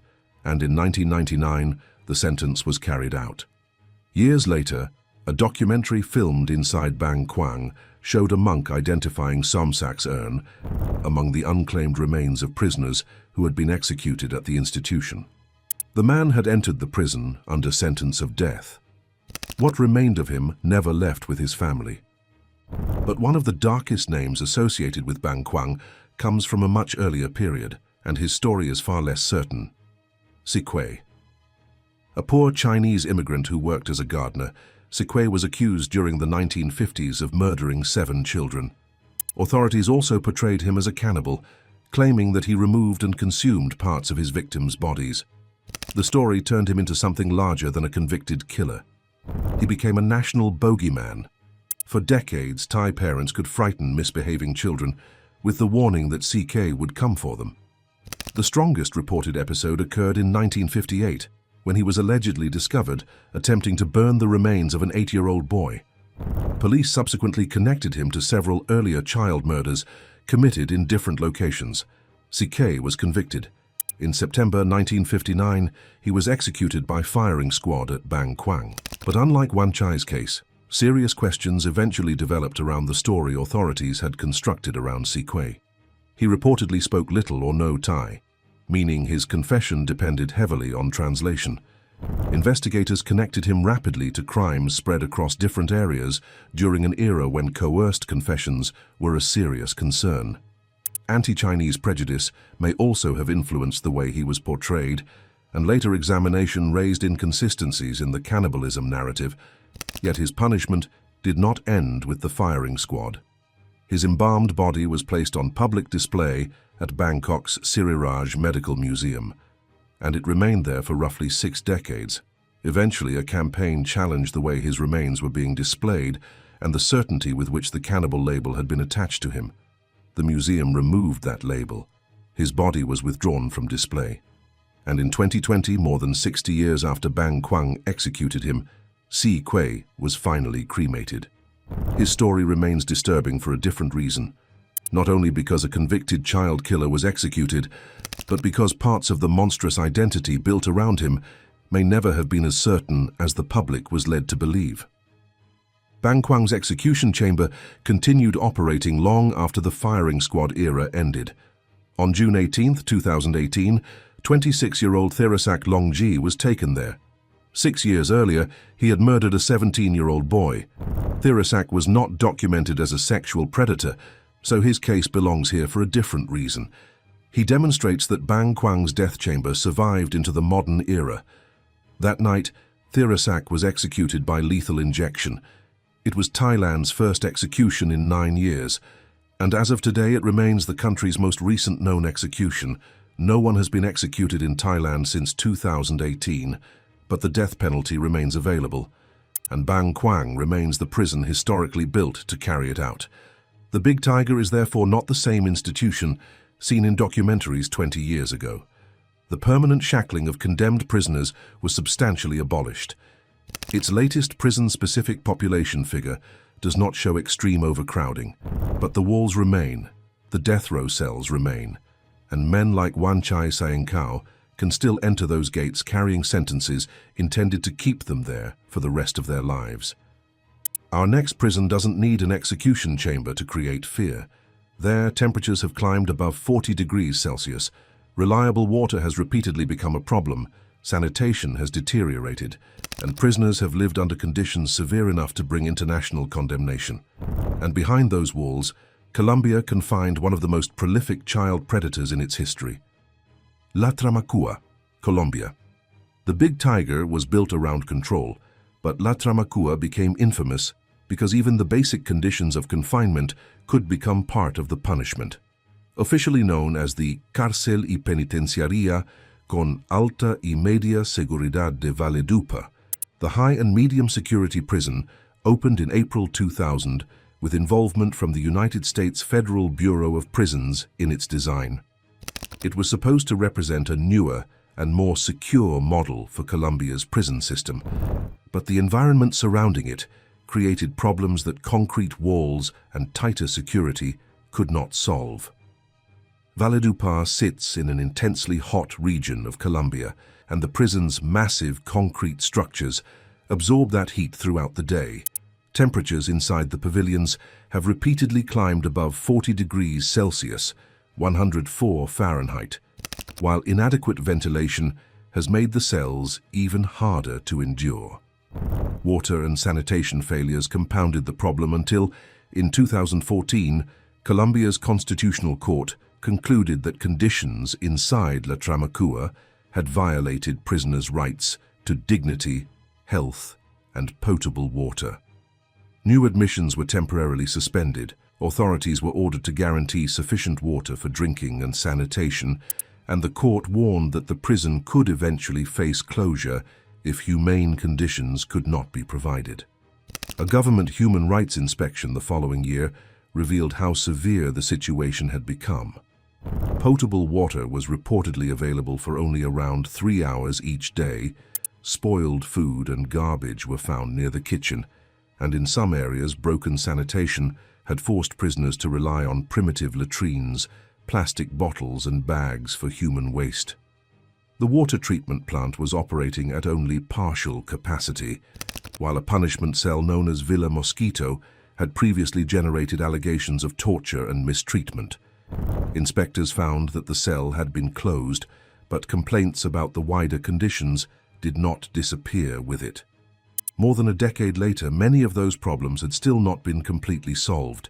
In May 2026, inspectors continued receiving complaints about excessive heat, failing hydraulic and sanitation systems, toilets that flooded and overflowed, limited medical attention, and inadequate access to education and rehabilitation. Around 1,746 prisoners were reportedly confined in a facility designed for approximately 1,600. That is significant overcrowding, although it is important not to confuse La Tramacua with a separate temporary detention facility in Valledupar that produced much more extreme occupancy figures. The documented conditions here are disturbing enough without exaggerating them, and for years, one of the most prolific convicted child killers in Colombian history lived inside them. Luis Alfredo Garavito targeted vulnerable boys, frequently choosing children from impoverished families or boys working on the streets. He altered his appearance and approach depending on the situation, sometimes presenting himself as a salesman or religious figure, and sometimes offering employment, money, or gifts. Those promises allowed him to gain a child's trust long enough to lead him away from crowded public areas and toward isolated locations. The pattern continued until April 1999, when one intended victim escaped and helped investigators close in on him. After Garavito's arrest, authorities began connecting him to an extraordinary number of missing and murdered children, and he eventually confessed to killing more than 190. The exact total remains difficult to state because the number he confessed to, the killings attributed to him during different investigations, and those established through judicial proceedings do not perfectly align, but the scale of his crimes was beyond dispute. Colombian courts eventually imposed combined sentences exceeding 1,800 years, although the law in effect when Garavito committed the crimes meant he could actually serve a maximum of 40. He was eventually transferred into La Tramacua's maximum security section, an area Colombian media sometimes called the Pavilion of Horror, where his notoriety created another problem for authorities. Garavito's crimes made him vulnerable to other prisoners, so he reportedly spent much of his incarceration separated and protected from ordinary inmate activity. That protection kept other prisoners away from him, but it did not remove him from the environment of La Tramacua itself. He remained behind its walls as the years passed and his health deteriorated, eventually developing leukemia along with other serious illnesses. On October 12, 2023, the 66-year-old Garavito died in a hospital in Valledupar while still serving his sentence. There was no inmate attack and no violent prison uprising at the end of his story. One of Colombia's most notorious child killers survived the prison population only to spend his final years inside an institution repeatedly condemned for its conditions before dying from illness. Another child predator sent to La Tramacua came from an entirely different world. Rafael Uribe Nogueira was a wealthy architect from Bogotá, while his victim, Juliana Samboni, was an indigenous child from an impoverished family. On December 4, 2016, Juliana disappeared, and surveillance footage eventually helped investigators trace a vehicle connected to Uribe Nogueira. The investigation led authorities to an apartment associated with him, where the child's body was discovered. Juliana had been abducted, sexually assaulted and murdered, and forensic evidence connected Uribe Nogueira to the crime. The case generated enormous outrage across Colombia, intensified by the contrast between the social privilege of the killer and the vulnerability of the child he had targeted. Uribe Nogueira was convicted and initially received a sentence of approximately 51 years and 10 months, which an appellate court later increased to 58 years. Threats against him eventually led authorities to transfer him to La Tramacua, once again creating the strange situation in which one of the country's harshest prisons also had to function as a place of protection. Inside, Uribe Nogueira reportedly returned to the profession that had defined his life before prison, producing architectural drawings and models as prison work that could contribute towards sentence credits. At the same time, he petitioned authorities for greater security, improved ventilation, an orthopedic mattress, and access to work and educational activities. His experience captured the contradiction of La Tramacua. Prison officials could try to protect a notorious offender from the men around him, but that protection could not make the concrete cooler, repair the sanitation system, or remove the wider conditions affecting everyone behind the walls. More recently, Brian Campo Pilimue was ordered to serve his sentence there after the killing of Sofia Delgado. In September 2024, Sofia left home to purchase something for her pet and never returned. Investigators traced her final movements toward a pet supply business owned by Campo, and approximately 18 days after her disappearance, her body was discovered in a sugarcane field. Campo accepted responsibility for the killing and was convicted of aggravated femicide, kidnapping and concealing evidence. In May 2025, he received a sentence of 58 years and 3 months. His history also included a separate crime against a child. Another court sentenced him to 10 years and 7 months for sexually assaulting a different girl in 2018. That separate conviction is important because although Campo accepted responsibility for Sofia's killing, he denied sexually assaulting her. His final sentence is to be served at La Tramacua, placing another convicted child offender inside the same institution that once held Garavito and Uribe Nogueira. Manuel Octavio Bermudez, known as the Monster of the Cane Fields, had also been held in that high-security environment. He was convicted of killing 21 boys between 1999 and 2003, although 17 bodies were reportedly recovered, and his crimes placed him among the country's most notorious child killers.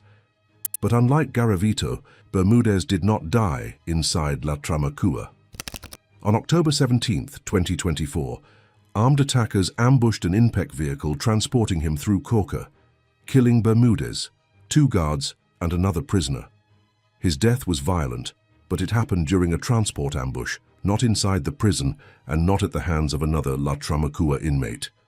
That distinction matters because there is no reliable evidence that La Tramacua officially subjects child predators to harsher conditions than other prisoners, nor is there evidence of a systematic practice of deliberately exposing them to violent inmates.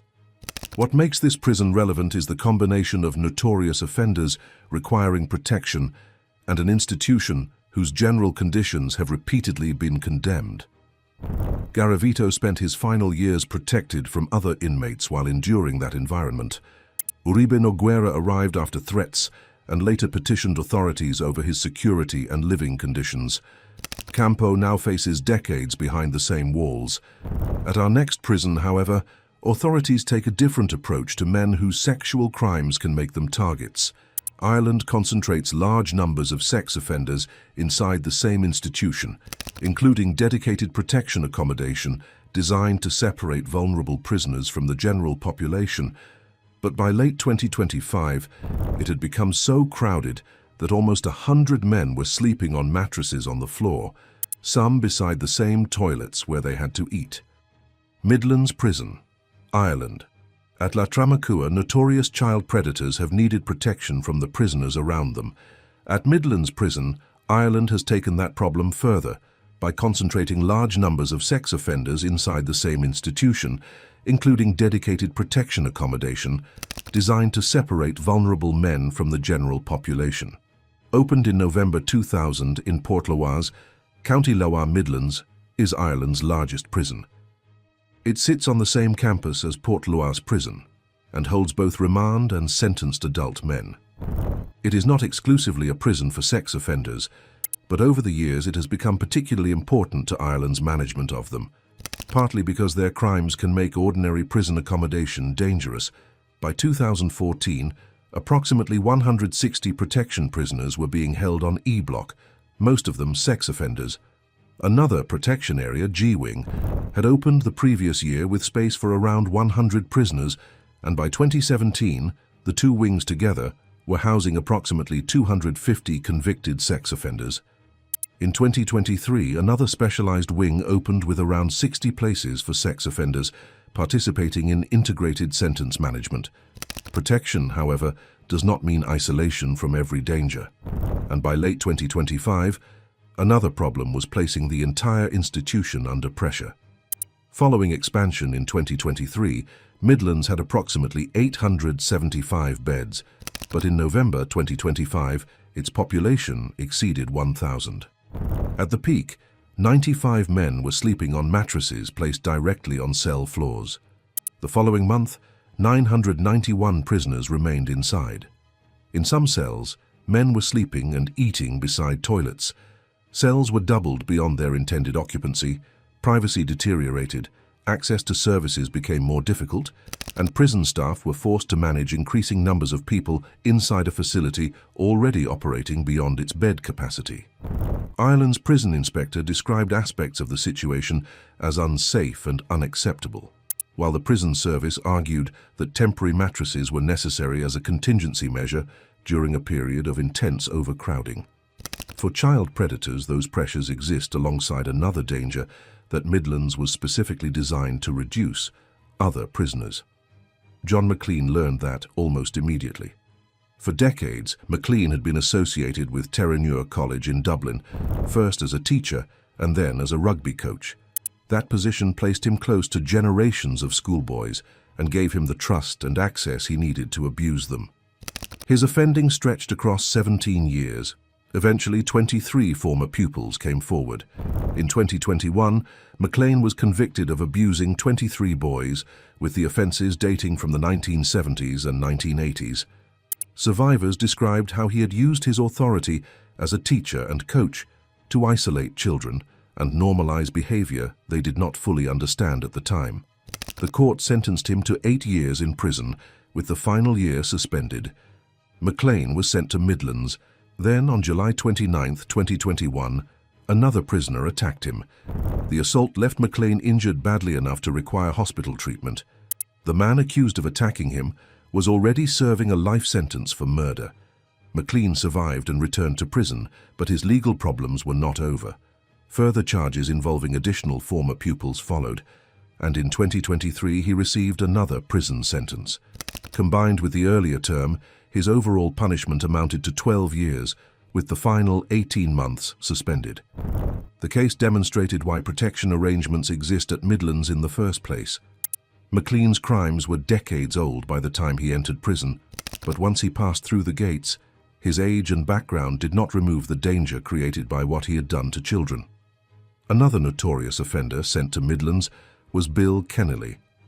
Kennelly had been a basketball coach and businessman in Waterford, a man with community standing and political connections who used positions of trust to gain access to boys. His abuse continued over many years, while victims later described the enormous damage that followed them into adulthood. In 2016, Kennelly was sentenced to 14 years for abusing 10 boys. But those convictions represented only part of the case against him. More survivors came forward, and in 2023 he received another 18-year sentence for abusing 5 additional boys. The second sentence was ordered to run consecutively to the first, creating an overall term of roughly 32 years. There was also a reported warning of what his crimes could mean inside prison. In 2017, after one sentencing-related court appearance, Kennelly was alleged to have been attacked by 2 inmates after returning to Midlands.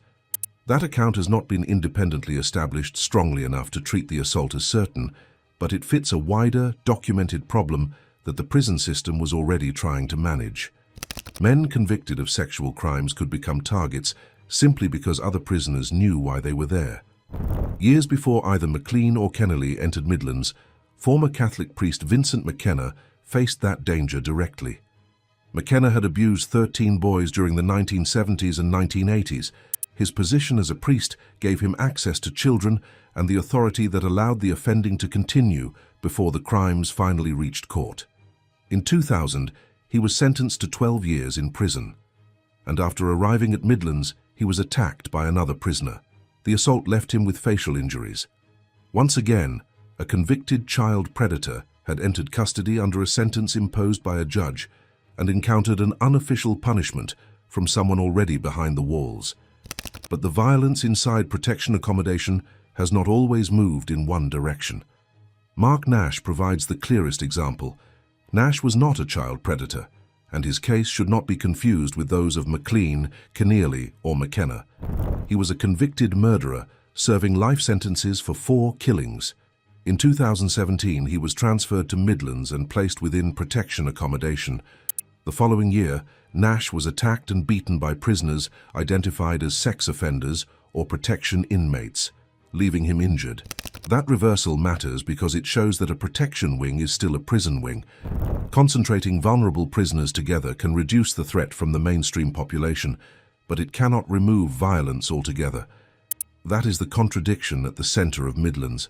Ireland created specialised accommodation because authorities understood that sex offenders could face serious danger in ordinary prison units. Hundreds of such prisoners have been housed together, and additional facilities have been opened specifically to manage them more safely and prepare some for eventual release. Yet protection has never meant complete safety. John McLean was attacked and hospitalized. Vincent McKenna suffered facial injuries after another prisoner assaulted him. Bill Kennelly was reportedly targeted as well, although that account remains less firmly established. And by late 2025, all of those security challenges existed inside a prison, holding more men than it had permanent beds for, with dozens sleeping on floor mattresses and some living and eating within arm's reach of their toilets. At our next prison, however, the danger surrounding child predators would become far more direct. Inside India's Vellore Central Prison, one convicted child killer was already serving a life sentence when another inmate approached him with a weapon. The attack lasted only moments, and this time protection came too late. Vellore Central Prison, India. At Midlands, authorities separate many sex offenders from the general population because of what could happen if they were left among prisoners who knew their crimes. At Vellore, one convicted child rapist and murderer was still inside an ordinary central prison block when another inmate approached him carrying something that barely looked like a weapon: a metal spoon. Vellore is actually part of a much larger prison campus covering approximately 139 acres in Thrissur, Kerala. The complex includes Vellore Central Prison and Correctional Home, a women's prison, a district jail, a special sub-jail, and since 2019, a separate high-security prison built for inmates considered particularly dangerous or likely to escape. Together, the facilities reportedly hold between 1,700 and 2,000 prisoners, and in July 2026, Kerala introduced drone surveillance and AI-assisted CCTV monitoring across the complex. The distinction between the institutions matters because the historic Vellore Central Prison, established in 1914, is not the same facility as the newer high-security prison beside it. The central prison primarily holds convicted habitual and long-term offenders and has an authorized capacity of approximately 553.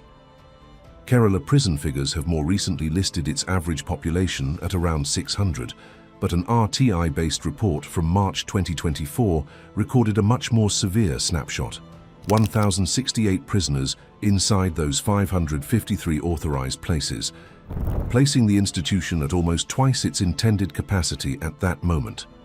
The difference may reflect later transfers or changes in the population, but prison officials have acknowledged the broader consequences of overcrowding, from increased tension and violence to greater difficulty providing rehabilitation and basic services. Those pressures became particularly relevant on August 17, 2025, when a confrontation unfolded inside D Block. At approximately 4 in the afternoon, prisoner Rahilal reportedly approached another inmate in a corridor. That inmate was Ashfaq Alam, a man already under a death sentence for one of Kerala's most horrifying crimes against a child. According to the police case opened afterward, Rahilal produced a metal spoon and repeatedly struck or stabbed Alam around the head and face before prison officers intervened. Alam survived. His injuries were not considered life-threatening, and officers provided medical assistance before authorities separated the two men. Rahilal was moved to another block and later designated for transfer to Thiruvananthapuram Central Prison, while Alam was removed from the central prison altogether and placed inside the separate high-security prison on the Viyur campus. It would be easy to turn the attack into a story of prison revenge, but the available evidence does not establish that. Reports indicate that Rahilal referred to Alam's involvement in a murder case, but they do not conclusively show that he attacked him specifically because his victim was a child. What can be established is that a death row child rapist and murderer was attacked by another prisoner inside Viyur, and that the attack was serious enough for authorities to move him into a more secure institution afterward. The crime that brought Ashfaq Alam there had begun 2 years earlier. On July 28, 2023, a 5-year-old girl disappeared from the building where she lived with her family in Aluva.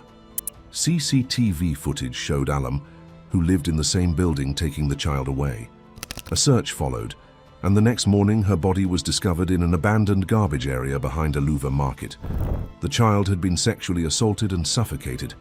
Investigators built the case rapidly, and Alam was prosecuted under India's Protection of Children from Sexual Offences law, alongside charges for kidnapping and murder. On November 14, 2023, Children's Day in India, the court convicted him and imposed the death penalty, along with additional life sentences, classifying the murder among the legally defined rarest of rare cases in which Indian courts can impose death. But the death sentence did not mean an execution date was immediately waiting. Alam appealed, and as of late 2025, the Kerala High Court had not issued a final decision confirming or overturning the sentence. His legal fate therefore remained unresolved when the spoon attack took place inside Viyur. Another man convicted under India's child protection laws entered the prison in 2019 and was dead within days, although what happened to him remains disputed. Abdul Majid was 43 when he received a 10-year sentence under the Protection of Children from Sexual Offences Act. He was transferred to Viyur on January 27, 2019, but by the following day, he had been admitted to Thrissur Medical College Hospital. Approximately 1 week later, he died. Majid's relatives alleged that he had been tortured in custody and that the abuse caused his death. Prison authorities denied the accusation, saying instead that he had suffered a cerebral hemorrhage associated with high blood pressure. The publicly available evidence does not establish that officers tortured or killed him, which leaves the case as a disputed custodial death rather than proof of deliberate punishment against a child offender. There have, however, been other documented concerns about the treatment and supervision of prisoners elsewhere on the same campus. In 2025, an NIA court examined allegations that officials had assaulted a prisoner named Manoj PM inside the separate high-security prison. Manoj was not a child predator, but medical and legal service records confirmed that he had suffered injuries, contradicting the administration's position that he had not been seriously hurt. The case exposed another problem. The high-security facility possessed 165 CCTV cameras, yet authorities reported that only one had recording capability, while another technical account indicated that only 9 were functioning. For an institution designed around exceptional security and surveillance, the gap was significant enough for the court to refer the matter for further action. Viure has also held child predators, whose crimes depended not on abduction by a stranger, but on trust. Sanil K. James was a pastor at a Salvation Army church near Thrissur, who developed close relationships with the families of 2 schoolgirls. That trust gave him access to both children. In one case, he was convicted of repeatedly raping a girl. While already imprisoned at Viure, he was convicted again in 2017 for repeatedly raping another girl, this time aged 13, whose abuse finally came to light after she told a teacher and child protection authorities became involved. The trial court initially sentenced James to imprisonment for the remainder of his natural life, creating headlines that suggested he would never leave prison. But that is no longer an accurate description of his sentence. In February 2025, the Kerala High Court upheld his conviction while reducing the second sentence to 10 years and ordering it to run concurrently with the 10 years remaining from his previous case. His current custody status requires further confirmation, so what can safely be said is that Viure held him during the period in which the second conviction was imposed. Another offender arrived there after building an entirely different public identity.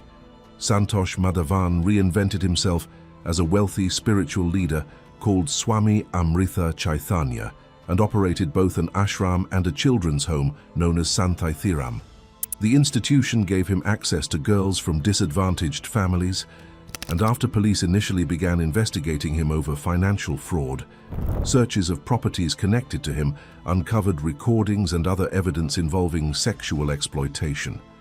Prosecutors accused Madhavan of luring girls from the children's home, confining them and sexually abusing them at his apartment. He was initially sentenced to 16 years for offenses involving 2 minor girls, although the Kerala High Court later upheld one conviction and its 8-year sentence while overturning the other, because prosecutors had failed to adequately authenticate important video evidence. Court records confirm that Madhavan was held at Viure Central Prison during the earlier proceedings, before later being transferred to Pujapura Central Jail. He eventually completed his imprisonment and died from heart-related illness in March 2024. And Viure continues receiving offenders convicted of crimes against very young children. In May 2026, 55-year-old security guard Nazir Mia was convicted of sexually assaulting a 5-year-old girl whom he had reportedly lured with sweets. The individual sentences imposed across the charges totaled 72 years, although because the terms run concurrently, that number should not be understood as 72 actual calendar years behind bars. After sentencing, Mia was transferred directly to Viure Central Prison. His arrival came less than a year after Ashfaq Alam had been attacked there, and together, the cases illustrate what makes Viure relevant to this story. It is not a specialist prison created to punish child predators, and there is no evidence of an official policy exposing them to violence. Instead, it is an old central prison that at one point in 2024 was reported at almost twice its designed capacity, holding habitual and long-term offenders alongside men convicted of some of the most reviled crimes in Indian society. For Ashfaq Alam, that environment produced a direct encounter with another prisoner and a metal spoon before authorities moved him behind the tighter security of another facility. Our next prison removes much of that uncertainty. At Black Dolphin, Russia's most dangerous life prisoners have historically lived behind multiple layers of steel under near-constant surveillance, with guards controlling when they can sit, sleep, exercise, and move. Some of its most infamous inmates have spent decades there, knowing that the sentence has no ordinary ending, and among them are men convicted of hunting children. Black Dolphin Prison, Russia, At Vailleur, overcrowding and contact between prisoners created the possibility that a convicted child killer could suddenly find another inmate coming toward him with a weapon. Black Dolphin operates on almost the opposite principle. Here, the system became notorious for trying to remove uncertainty from a prisoner's life altogether, controlling where he moved, when he exercised, when he could lie down, and, historically, even what he was allowed to see while being escorted through the compound. Officially designated Federal Penal Colony No. 6, or IK6, Black Dolphin stands in Soliletsk in Russia's Orenburg region, close to the border with Kazakhstan. The institution contains prisoners under different security classifications, but its reputation comes primarily from the section holding men sentenced to life. The modern life sentence facility was reconstructed around 2000, while the name Black Dolphin itself is unofficial, taken from black dolphin sculptures inside the compound. International documentaries later transformed the prison into a symbol of Russian maximum security incarceration, showing serial killers, terrorists and other violent offenders living under an extraordinarily restrictive regime. Documentary-era reporting estimated that roughly 700 prisoners there had collectively killed around 3,500 people. But those figures belong to that period and should not be treated as a current official census. What made the footage memorable was not simply who the prisoners were, but the system designed to control them. Cells were positioned behind multiple steel barriers, creating what became known as a cell within a cell, while cameras monitored prisoners and guards reportedly inspected them at intervals of roughly 15 minutes. During the day, inmates were forbidden from lying on their beds. Exercise took place not in a conventional open yard, but inside another enclosed cage, and while prisoners were away exercising, officers could search their cells. Meals were eaten inside, and movement through the compound was conducted under an even more restrictive procedure. In the older footage, prisoners were blindfolded before being moved between buildings so they could not learn the layout of the prison. Their hands were restrained behind them and raised, while guards forced them into a sharply bent forward position, sometimes described as the swallow. The result was a system in which even walking from one controlled area to another became an exercise in disorientation and submission. But Black Dolphin today should not simply be described as though those documentaries were filmed yesterday. During a November 2025 visit conducted with the prison administration, life prisoners were still shown living under intense restrictions.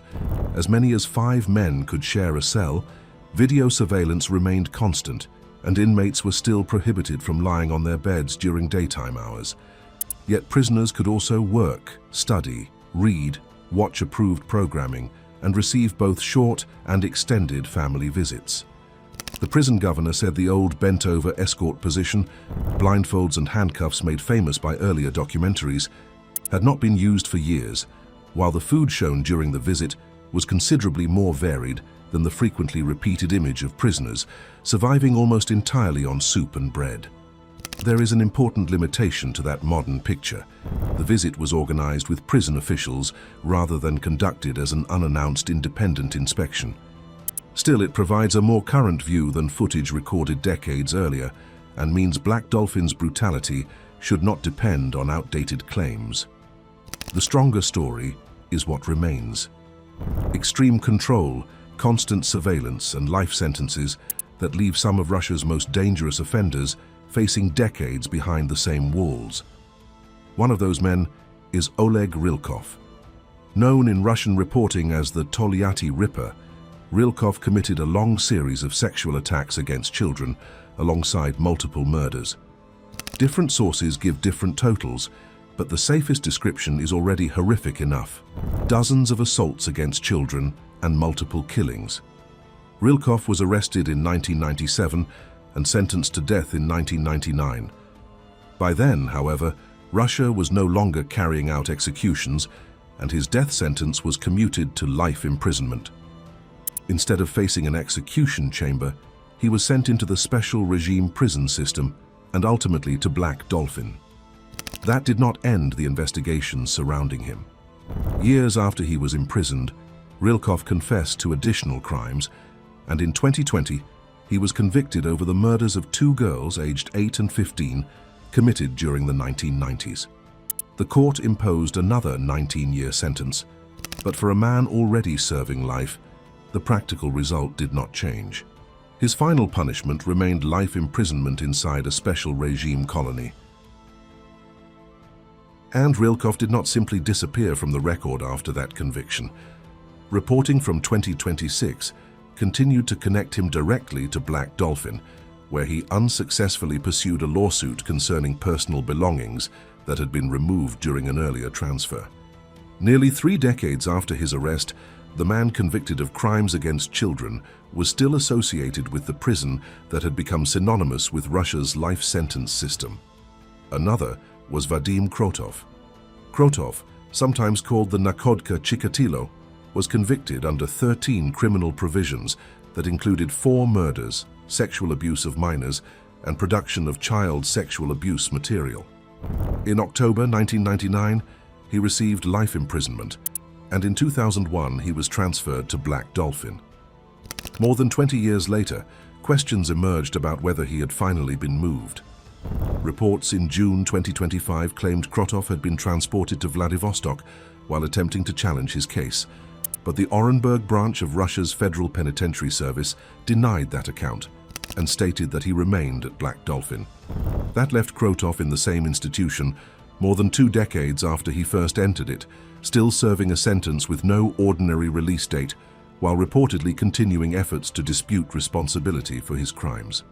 Then there is Vitaly Shevtsov, whose connection to a crime against a child emerged only after he was already serving life at Black Dolphin.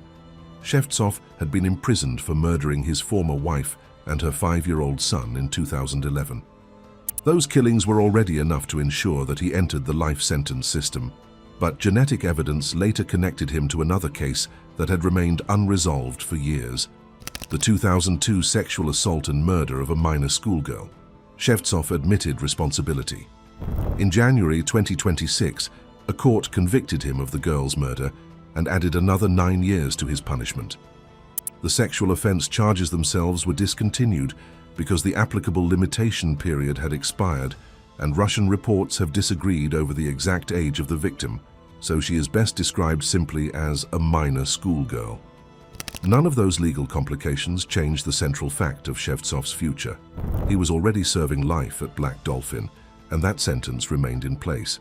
For prisoners like Rilkov, Krotov, and Shevtsov, Black Dolphin's relevance is therefore different from prisons where child predators have been stabbed or beaten by other inmates. There is no reliable evidence that these men are subjected to a special, unofficial punishment because their victims were children. The severity comes from being absorbed into a system designed for prisoners whose sentences may end only with death.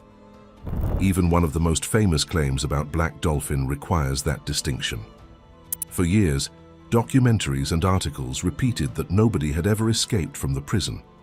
Then, in October 2016, Alexander Alexandrov escaped from a work facility connected to the colony. But Alexandrov was a robbery offender approaching the end of a fixed sentence, not one of Black Dolphin's life prisoners breaking out of the fortified life sentence section. So the legend needs correcting without losing the reality behind it. A prisoner did escape from the wider institution, but the men serving life inside its most secure regime remained behind multiple barriers, watched by cameras and guards, their daily routines dictated by a system built around control. For child predators like Oleg Rilkov, there was no need for another inmate to impose an unofficial sentence. The court had already placed him in a prison where life could mean exactly that. Our next prison became notorious for something far less controlled. At Thohoyandou in South Africa, overcrowding once pushed parts of the complex far beyond their intended capacity, as toilets stopped flushing, running water disappeared for long periods, and prisoners slept on concrete without enough mattresses.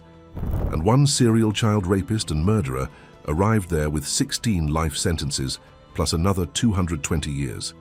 12 days later, he was dead. Thohoyandou Correctional Center, South Africa. Black Dolphin became notorious because of control. Thohoyandou became notorious because, at its worst, authorities appeared to be losing control of the most basic things a prison is supposed to provide: space, water, sanitation, medical care, and enough staff to manage the men locked inside.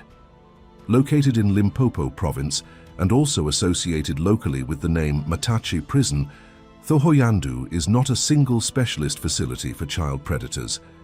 The wider management area contains Medium A and Medium B sections alongside facilities for women and juveniles, as well as Mercado Correctional Center.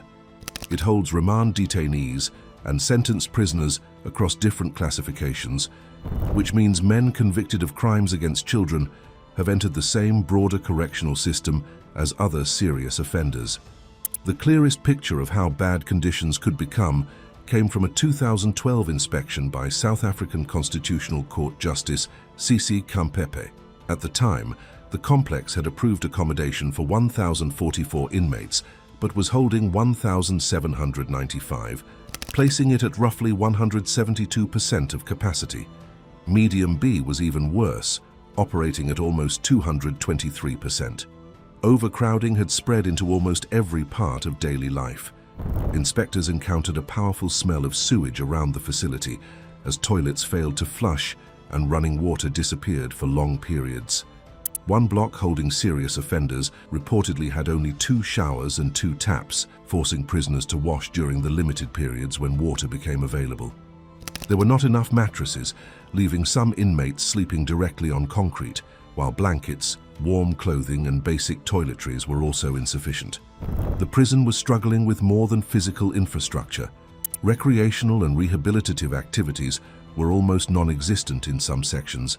There was no psychologist for a complex approaching 2,000 prisoners, and only 8 social workers were responsible, not just for Thohoyandou, but for another prison approximately 150 kilometers away. Inspectors also found shortages of asthma medication and antiretroviral treatment, while juvenile prisoners could go entire weeks without attending school. But the most disturbing finding involved something even more basic: human waste. In Medium B, toilets had become so dysfunctional that prisoners reportedly had to break down their own waste before forcing it through drains inside the cells. Justice Kampepe described the smell as remaining throughout the section, turning overcrowding from a problem of personal space into a sanitation crisis that prisoners could not escape simply by closing a cell door. And 2012 was not an isolated moment in Thohoyandou's history. A parliamentary report from 2006 recorded occupancy reaching 319%. Special sentence remissions reduced the population, but even afterward, the prison was still reportedly operating at approximately 280% of capacity. For years, extreme congestion had placed pressure on infrastructure never designed to support that many people. Then came another crisis in 2020. During the COVID-19 pandemic, prisoners again described inadequate access to water, with toilets left unflushed and inmates reportedly drinking from garbage containers that were also being used to wash plates and hands. Inside an overcrowded prison, the distancing and hygiene measures being demanded outside the walls became extraordinarily difficult to follow. 2 years later, parliamentary oversight showed that pressure had still not disappeared. In 2022, the wider Thohoyandou management area had capacity for 1,353 prisoners, but held 2,216, roughly 64% more people than it was designed for. More than 1,000 were remand detainees waiting for their cases to be finalized, while the staff-to-prisoner ratio stood at approximately 1 officer for every 44 inmates.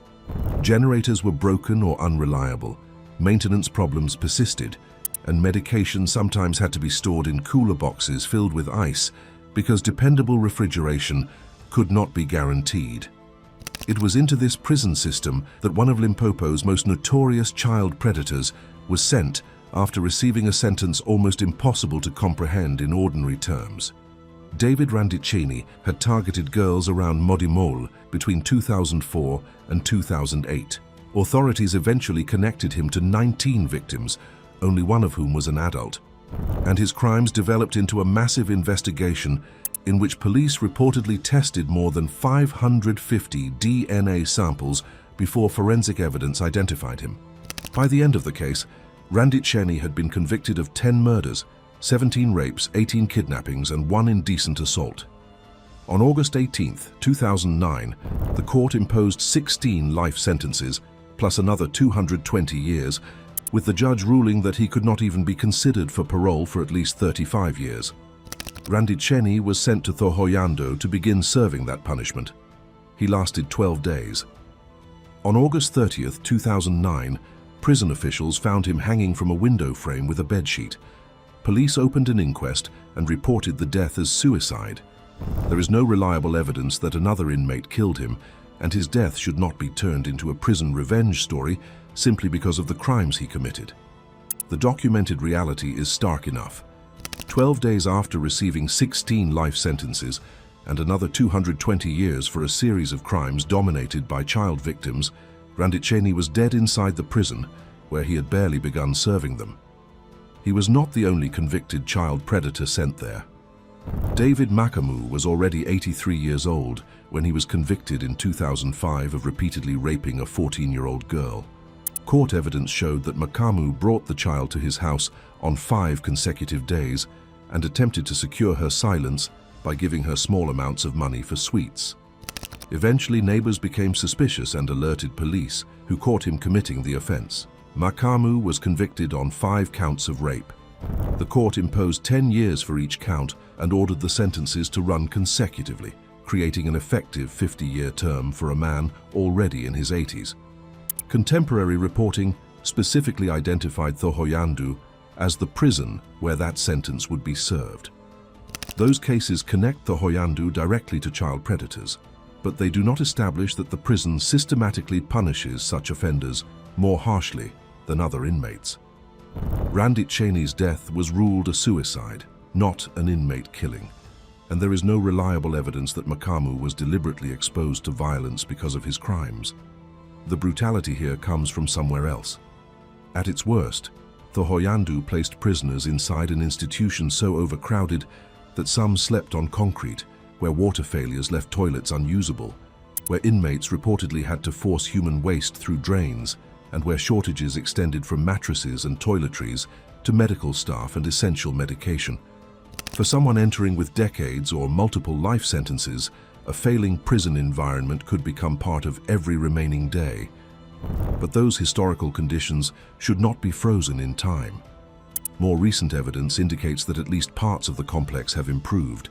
A judicial inspectorate report covering late 2024 rated both Thohoyandou Medium B and the female center as good, an improvement from their previous satisfactory ratings. That does not erase the documented history of severe overcrowding and sanitation failure, but it does mean the worst conditions recorded in 2012 cannot automatically be described as the prison's present condition. Other problems remain. During a June 2025 raid, officials recovered more than 20 cell phones, along with chargers, headphones, a router, a smartwatch, and a substantial quantity of cannabis apparently packaged for distribution. The discoveries showed that even after improvements in some areas, maintaining control inside a large correctional complex remained an ongoing challenge. For David Ranjit Cheney, none of those later improvements mattered. He entered Thohoyandou carrying 16 life sentences and another 220 years, with almost his entire victim list made up of children. 12 days later, his sentence was over, and our final prison takes overcrowding to an entirely different scale. In November 2025, Davao Prison and Penal Farm in the Philippines was designed for 2,898 prisoners. It was holding 9,717, more than 3 prisoners for every space the institution was built to provide, and among them, one of the most notorious child exploitation offenders of the internet era. Davao Prison and Penal Farm, the Philippines. At Thohoyandou, overcrowding once left prisoners sleeping on concrete, while failing toilets and water shortages turned basic sanitation into a daily struggle. At Davao Prison and Penal Farm, the modern overcrowding figures are even more extreme. In November 2025, the institution was designed to hold 2,898 prisoners, It was holding 9,717. That placed Davao at approximately 335% of its intended capacity, with nearly 6,820 more prisoners than the facility was designed to accommodate. Davao Prison and Penal Farm, historically known as Davao Penal Colony or Dapecol, is located in Davao del Norte on the island of Mindanao, not in Davao City itself. It opened on January 21, 1932, becoming the first penal settlement established under Filipino administration. Its original reservation covered approximately 30,000 hectares around Panabo and Tagum, and agriculture was central to the institution from the beginning. That remains part of its identity today, with prisoners participating in farming, vocational work, and other rehabilitation programs intended to provide skills and limited earnings. The prison also carries a history extending far beyond the modern Philippine correctional system. During the Japanese occupation in World War II, part of the colony became a prisoner of war camp, holding approximately 2,000 Allied captives. In April 1943, 10 American POWs and 2 Filipino prisoners escaped in what became known as the Escape of the Davao Dozen, eventually helping expose atrocities committed against prisoners under Japanese control. But that wartime history belongs to a different era. The modern problem at Davao is measured most clearly in numbers, more than 3 prisoners for every space. And while overcrowding does not automatically reveal what conditions are like inside every section of such a large institution, official testimony has documented serious deprivation in at least part of the complex. During a 2019 Commission on Human Rights focus group involving women incarcerated at Davao, participants described brigades holding around 100 prisoners, with 2 people sometimes sharing a single bed. Elderly prisoners and inmates with disabilities were also reportedly forced to share sleeping spaces. Food and water created additional problems. Women described rice containing worms or arriving spoiled, while drinking water sometimes had to be purchased. Toilets became clogged, bathing areas offered inadequate privacy, and maximum security prisoners could reportedly wait weeks, and occasionally longer than a month, to receive medical examinations. Those accounts came from one section of Davao, so they should not be presented as proof that every prisoner in every compound experienced identical conditions. But inside an institution that would later reach more than 3 times its designed capacity, they provide an official record of what overcrowding and inadequate resources could look like at ground level. And somewhere inside this enormous correctional complex is an Australian whose crimes became infamous far beyond the Philippines, Peter Gerard Scully.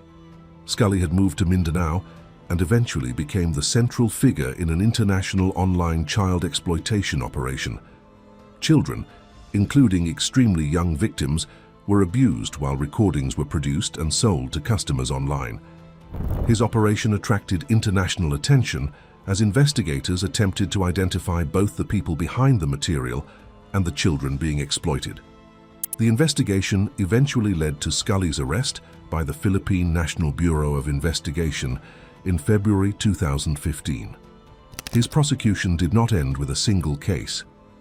In 2018, Scully was convicted of qualified trafficking and multiple sexual assault offenses. A second collection of cases later produced another extraordinary sentence, and in 2022, he received an additional 129 years. The Philippine Supreme Court subsequently affirmed his life sentence, while the National Bureau of Investigation has described his punishment as life imprisonment without parole, plus those additional 129 years. Reliable reporting places Scully at Davao Prison and Penal Farm. There is one important distinction in describing what put him there. Scully was accused of murdering a child, but the strongest official descriptions of his completed convictions emphasize qualified trafficking, sexual assault, child abuse, and child sexual abuse material. His story does not need an unproven conviction added to it. The crimes established through the courts already ensure that he is expected to spend the remainder of his life behind bars. And Scully was not convicted alone. Carme Ann Alvarez, his former partner, was convicted alongside him of qualified trafficking in a case involving 2 girls aged 9 and 12. According to the case summarized by the Philippine Supreme Court, Alvarez approached the children at a shopping mall and lured them away with promises of food. They were then taken to Scully's residence and sexually exploited during several days of captivity. Alvarez received life imprisonment, a 5 million peso fine, and damages payable to the victims. Reporting has identified both her and Scully as serving their sentences at Davao Prison and Penal Farm, meaning two central participants in the same child exploitation operation ultimately entered the same enormous correctional complex. Another participant, Liesl Lovely Margallo, pleaded guilty in a later group of cases connected to Scully's operation and received approximately 126 years for offenses that included trafficking, child abuse, and child sexual abuse material. Her connection to the wider case is established, but her present placement at Davao could not be independently confirmed in the research, so she should not be described as a confirmed current inmate there. What can be confirmed is that Davao itself has a history of violence stretching across decades. On August 13, 2016, two prisoners, Fernando Magdadaro and Leopoldo Tan Jr., attacked three Chinese inmates inside the prison's disciplinary dormitory. Chu Kin-tung, Li Lanyan and Wong Men-pin were stabbed to death, and the two attackers were later convicted of homicide. Years later, the killings became part of a much larger controversy. During a 2024 congressional investigation, Magdadaro and Tan alleged that they had been promised money and freedom in exchange for carrying out the killings. A former prison warden later supported parts of their account, while officials implicated in the allegations denied wrongdoing. That means the killings themselves are established fact. The alleged arrangement behind them is not. They can accurately be described as three inmate killings that later became the subject of allegations that they had been planned or encouraged by people with institutional connections. But the available evidence does not justify presenting them as a conclusively proven government-ordered execution. Davao's history of inmate violence reaches much further back. On June 27, 1965, members of the OXO prison gang attacked prisoners belonging to the rival Siga Sige gang inside an overcrowded punishment cell. Approximately 86 men had been confined inside an area measuring only around 80 square meters when the attack erupted. The weapons were improvised. 14 prisoners were killed and another 3 injured. When the case eventually reached the Philippine Supreme Court, the judgment did more than describe the violence itself. It condemned the conditions surrounding the prisoners, specifically pointing toward extreme overcrowding and a food allowance so inadequate that the court characterized it as being at starvation level. In that environment, gang hostility, deprivation, and confinement had combined inside a space packed with far more men than it could safely contain. Another infamous story is often attached to Davao, but it needs to be separated carefully from the prison itself. In 1989, a group remembered as the Wild Boys of Dapicol became involved in a notorious hostage crisis. They had connections to Davao Penal Colony and had previously staged a hostage escape there. But the final and deadliest confrontation did not occur inside Davao Prison and Penal Farm. It unfolded at the Davao Metro Discom Detention Center, where 5 hostages and all 16 hostage takers eventually died. Those 21 deaths therefore cannot accurately be added to Davao Penal Farm's body count, and that distinction captures something important about this entire chapter and about every prison in this story. Davao is not simply a punishment camp. Its official system includes agricultural employment, education, vocational training, and rehabilitation.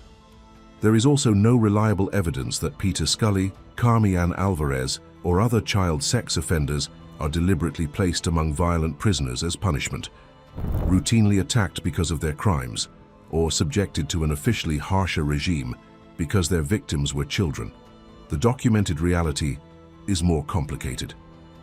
Scully is serving a life sentence inside an institution that, by November 2025, held 9,717 people in space designed for 2,898. Official testimony from one section has described shared beds, spoiled food, water problems, clogged toilets, and delayed medical care. The prison's history includes gang killings, and 3 inmates stabbed to death inside a disciplinary dormitory, while its present system simultaneously operates farming, work and rehabilitation programs.